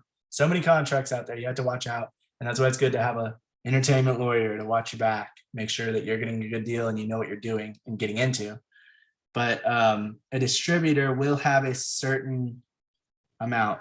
Most of them stick to the standard, and that's why it's standard, because most of them go by that. But it depends on certain things, like what your film is, how much money's gone into it, how much they're trying to pay for it, and they may require a higher insurance than what you've already got. And I'm not exactly sure if it's just easy to go in and update your policy, or if it would be like making a new claim. So that's something you'd have to talk to somebody else about to figure out. But that is why maybe it might be better to wait until you get a deal from a distributor in certain circumstances. Not all of them. And in most cases, you're going to want the insurance before you go to the distributors, like Priscilla was talking about, so that they can see you know what you're doing, you know what you need, and you're more professional seeming. But other circumstances, it may be better to wait and hear directly from the distributor what kind of errors and omissions insurance coverage they need. Yeah, Raphael? Okay. Sorry, I hope I'm not like taking away from your flow of ideas, but No, you're good. I think Vish had a good question. I don't know if you have anything on good providers of E&O. I was just curious. I do not. I think we talked about some insurance providers before, but everyone would have to look them up. Usually the people who do E&O insurance, there's E&O insurance for many different things. It's not just for film. There's stuff for like companies and whatever else, so that if they mess up any kind of contracts or it's not completely legally binding, they have some backing insurance to cover them. So it's not only for film, so it'd have to be from somebody who's doing it for film, and that is usually going to be those same kind of like production insurance companies, which will sell the different kinds of production insurance you need, including E&O insurance, typically. But I don't know off the top of my head any. So is it a package? I'm sorry. You can, depending on them. Some of them do sell it in like a huge package. Others do it individually. And some production insurance companies will let you do it annually, but that might not include errors and omissions for every thing. It just covers production insurance if you're doing a lot of productions over the year, so that you don't have to buy it for each individual one, and it might be cheaper. But for errors and omissions, that's more specific to the individual project, I think. So, but I believe those same companies would sell it to you and have some kind of branch or have a option to get it from them for production insurance. Yes, Sarah? Yeah, I was gonna say there's also option like always have your insurance. Definitely, I'm not saying don't, but like even if you have your insurance, there's always like an option to like sit down before you even take it anywhere and maybe have someone present if you really want for like what's it called, safety, whatever. But just be like, hey, this is how I'm feeling, this is what I think, like la la la. And there's oftentimes you can settle it before it even goes to case. Those options. I mean, but you definitely do, I agree, always have your insurance, because you just never know, for sure. Right. Yeah, and that's not like, this is just E&O insurance. Production insurance you should have before you start filming, because you want to make sure you're covering those aspects of it. And there's all those, we talked about that this semester, so I won't get into that, but those are all the aspects of covering yourself if the crew gets hurt, if the equipment gets broken. All those different aspects are covered in different types of production insurance. But typically the companies that sell that will also sell E&O insurance for you. But I mean, everyone's got like stuff. Some people like thrive themselves on like the chase and the hunt and like whatever. I mean, my typical business, I mean, how I run my small business is simple. It's just like what's on the table is on the table. And if you don't do like, you like pull underhanded stuff, I just kind of it's not in my control, but yeah. Yeah. But I mean, like that's it. Cause like, again, like in the acting game, you have like all sorts of weird stuff. I kind of just like, whatever.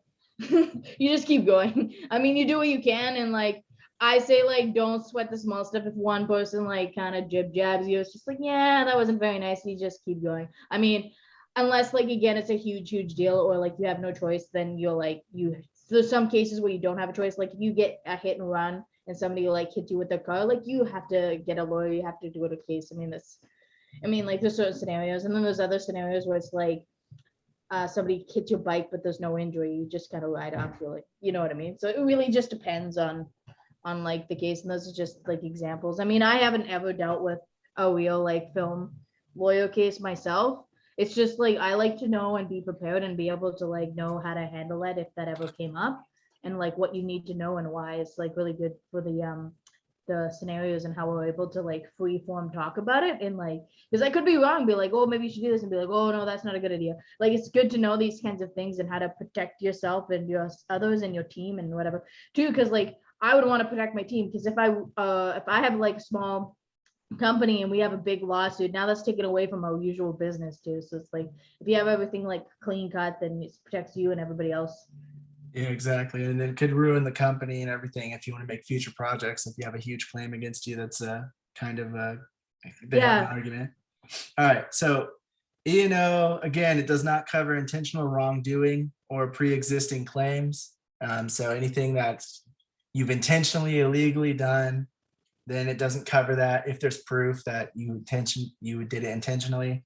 And it doesn't cover any pre-existing claims. So if somebody claims that you are taking an idea that they had, or you are using their name in your script and you didn't ask for that, or you didn't ask them if you could, any claims that they make before the insurance policy is created with the company, then that does not get covered. But everything else that we spoke about before does. There's what's called a claims made policy, and that's going to cover, it's only going to cover lawsuits that arise during the policy period. So if it's for 3 years coverage, a claims made will cover any lawsuits that happen within those 3 years. An occurrence policy covers all claims arising out of occurrences during the policy period, even if the lawsuit is filed years after the policy expired. So occurrence is going to cost more money, because it is like, if there was an occurrence that had somebody was getting mad about, but it hasn't gotten to the lawsuit stage yet, that can be covered under the E&O occurrence policy. Where claims made is like, sorry, the lawsuit is happening outside of those 3 years. It doesn't matter if they started trying to get you making a claim during those 3 years, we're not going to cover it. An occurrence policy is, yeah, we can see that they started doing that process within those 3 years, so we will cover you even though the contract is now expired. And so occurrences is obviously going to cost more money, but it does cover you a bit better than a claims made policy. Some policies only cover there's also some policies that only cover something like a festival run, while others cover much larger and longer, wider markets. So you also want to be aware of that. If you're just going for the cheapest thing, you want to make sure you're reading it and being sure it's covering what you need it to cover. If it's only covering the festival run, and then it's not going to cover theatrical, not going to cover video on demand distribution, and it's only going to cover it when you are putting it out to different festivals, the festival run. So those are just things you want to be aware of. There's different types of policies, and some cover you a little bit more than others, but they are more expensive. So you have to do the pros and cons and figure out if it's worth it or not to you for each individual production that you make. But no matter what, if you are trying to get distribution from somebody or a distribution company, they're going to require some form of errors and omissions insurance with a COI or a certificate of insurance to have proof that you have that policy. Anyone have any questions, comments, anything to add, comment on about E&O insurance?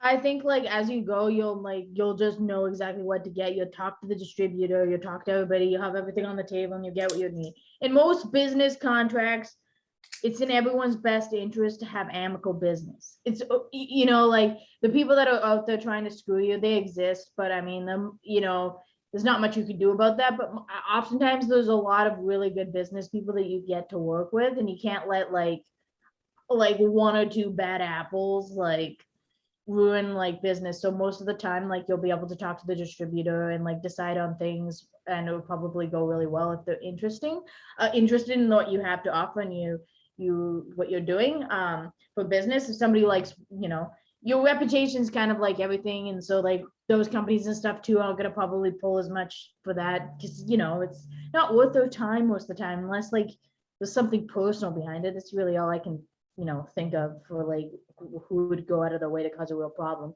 And then it's Yeah, and like we said earlier in the semester, that's why you always have to do your research on the distributors and all the companies and people that you work with to make sure that you do your due diligence and make sure Yeah. you're working with some legitimate companies. Because the best case scenario, you always want to have the insurance, but never have to use it. Same thing with the distributors. They want you to have it, but they never want to have to use it. They just want to have it just in case. So Yes. the best case scenario Absolutely. is you never use the insurance. Nobody ever makes a claim, and your movie goes through successfully, and everybody's happy. Everybody pays each other equally, and all that other stuff. That's great. But it's for the just in case. With any Yeah. other kind of insurance, it's the same thing. I don't want to get in a car crash, but I want to have insurance against my car in case that happens. So I have to get car insurance. and Same things like thing that. for like safety on set. Like, we don't want any accidents. This could have an accident. We need first aid standby. We need all of our ducks in a row just in case. We don't actually want anything bad to happen. It's the same thing, just at different levels.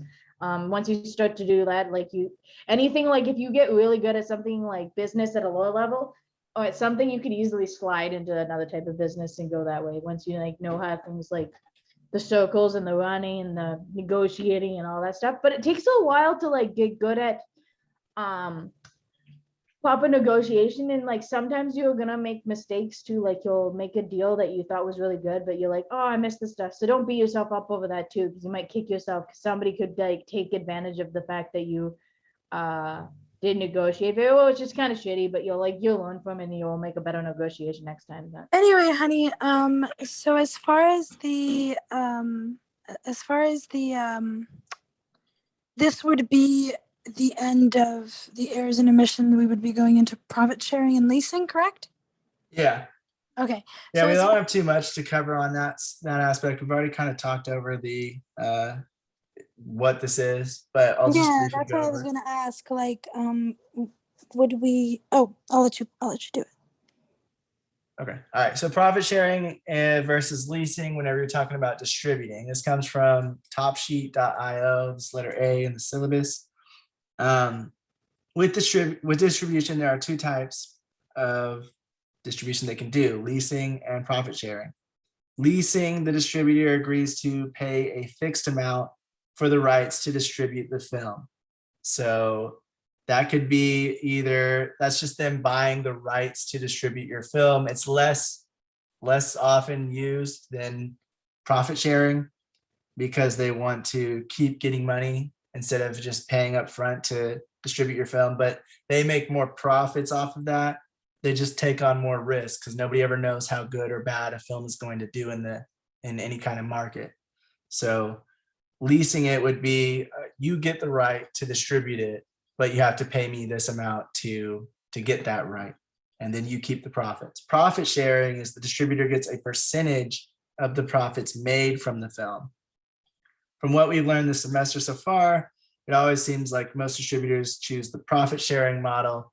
And like I said, it's because they get more money that way. They take on less risk because they're not paying money up front. They may pay a small minimum guarantee of like a few $1,000s or something like that. If the film's really large, they may pay more for a minimum guarantee, but leasing would just be paying, it would be paying a lot more to get like the exclusive rights or just to get the rights to distribute your film. And that's why most will choose a profit sharing model. But you might end up getting a leasing deal with somebody if they feel like your film is worth it, where they're just paying for the right to distribute it, but they keep more of the back end profit in those instances. And that's really all I had from that, from the sources I was looking at. I actually deleted quite a few out of the syllabus because most of them were saying the same thing and it was kind of basic. So that's really the differences between those two things. Do anyone have any comments or questions on that?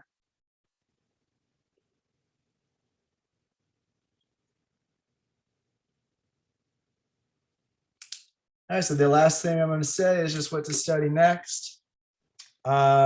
Next, we're talking about tips and advice for production design. It's going to be for Monday. Makeup artists and hairstylists and film and their teams, hair and makeup. It's going to kind of blend together with that.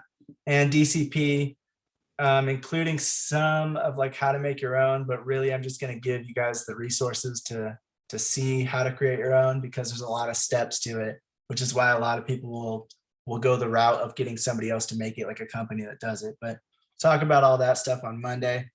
Remember that we have the exercise.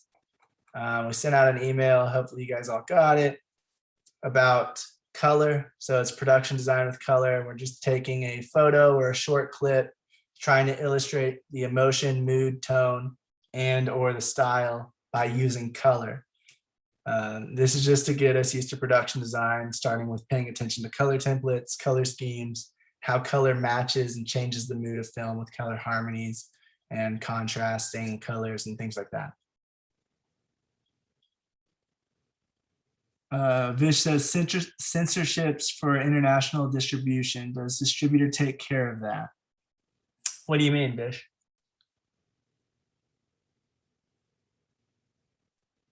Like censoring certain things that aren't allowed in certain countries?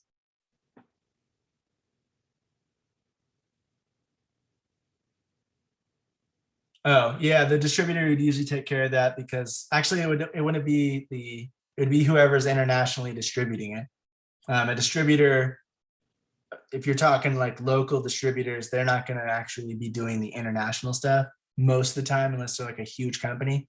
Even then, most people say split up your rights and give a national distribution to one company and then international to another, because they're just going to be more focused and more specialized in those areas.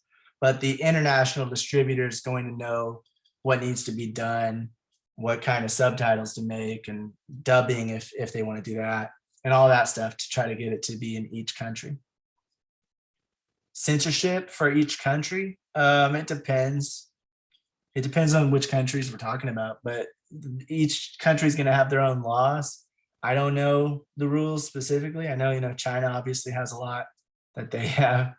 And so any company that knows Chinese markets, how it works and what they have to do to get the film in there, will take over the film and make those changes necessary. And if you have a contract with them, hopefully you will be able to sign off on the things that they're allowed to do to your film, so that it's not misrepresenting or mismarketing the film that you've created.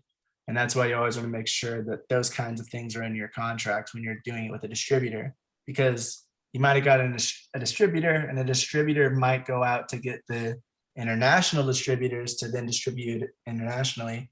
And so the contract might actually be between the international distribution company and the distribution company that you originally. You might also want to put in your contract, for example, if there are non-negotiables for distribute, like it's non-negotiable that this scene will be removed because it's important to me and it's important to the film and the story that I want to tell. And then of course you will have to decide, because there are some countries that don't allow certain things to be shown or will cut certain things.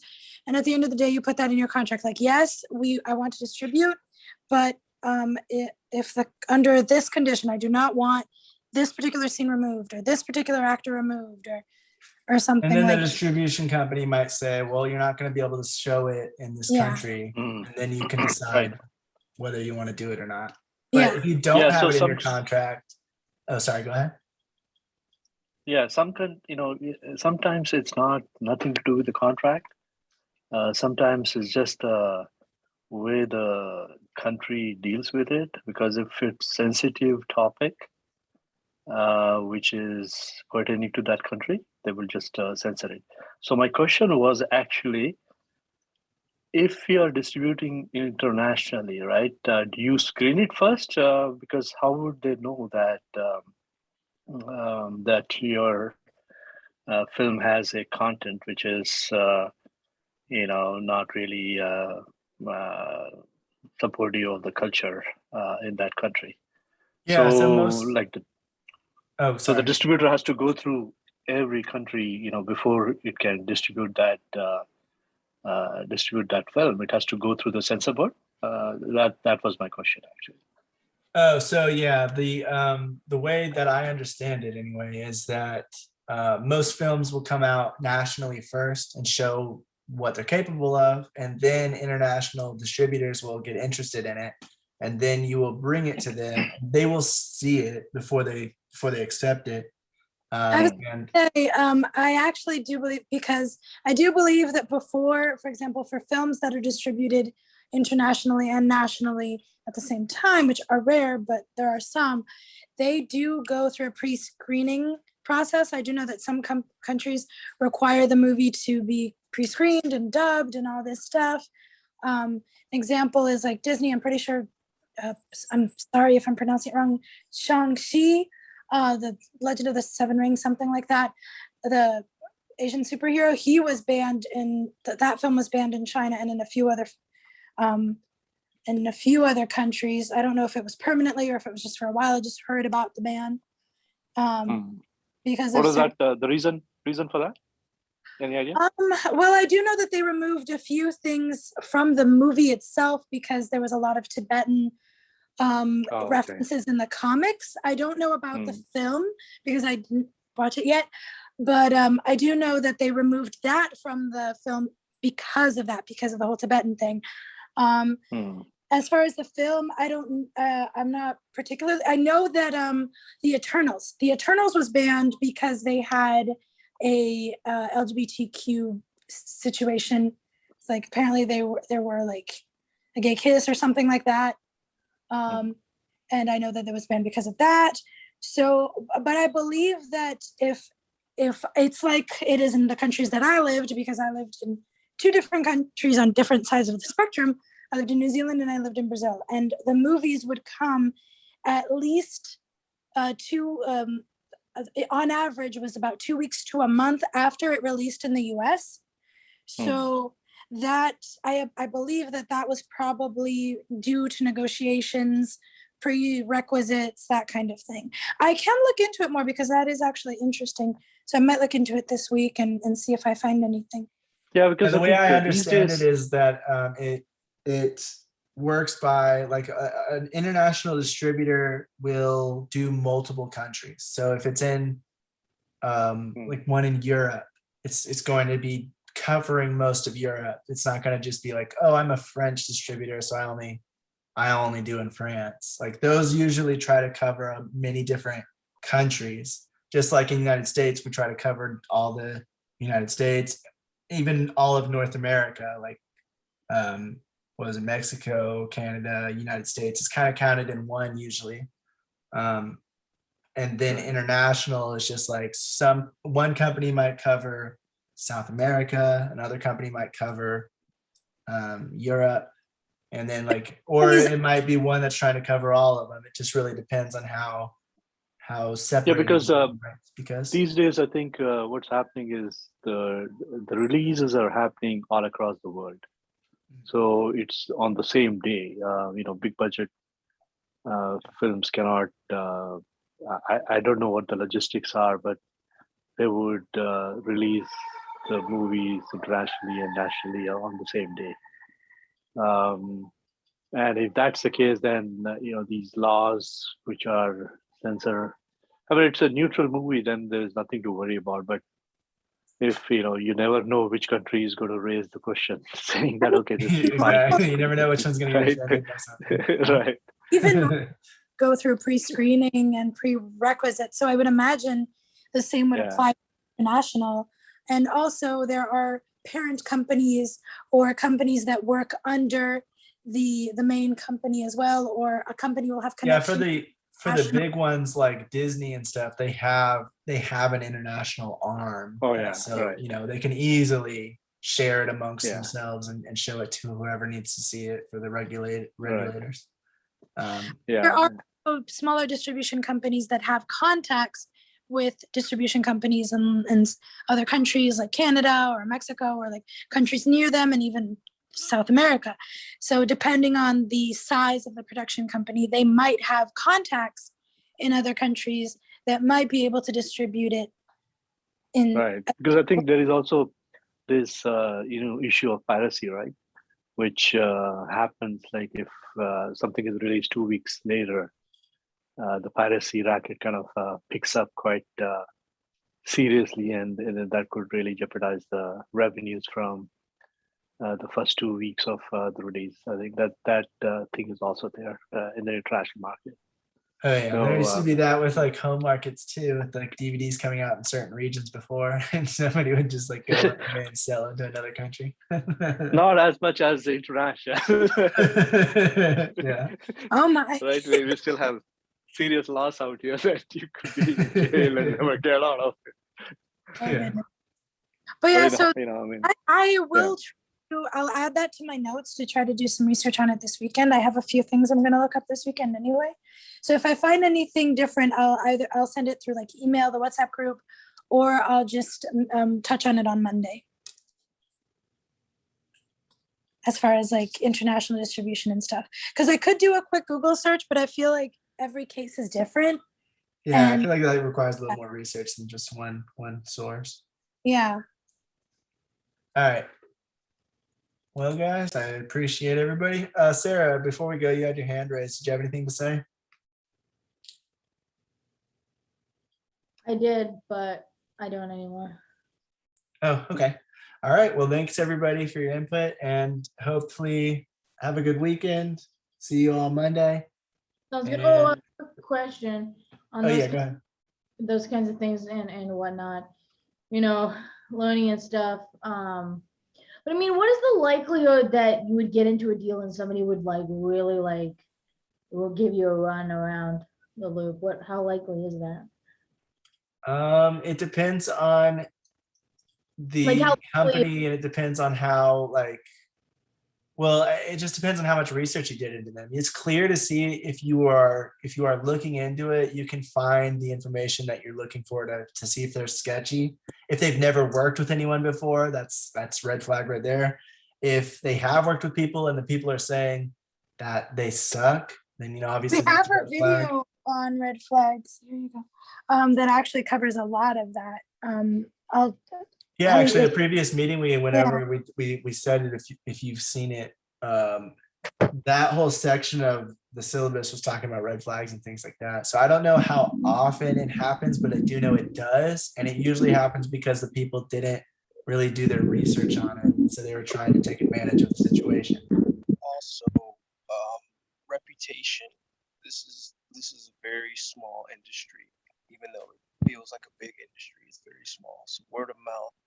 Mhm. In our area, are you still recording? Yeah, you want me to stop? Yeah, go ahead and start. All right, stop recording.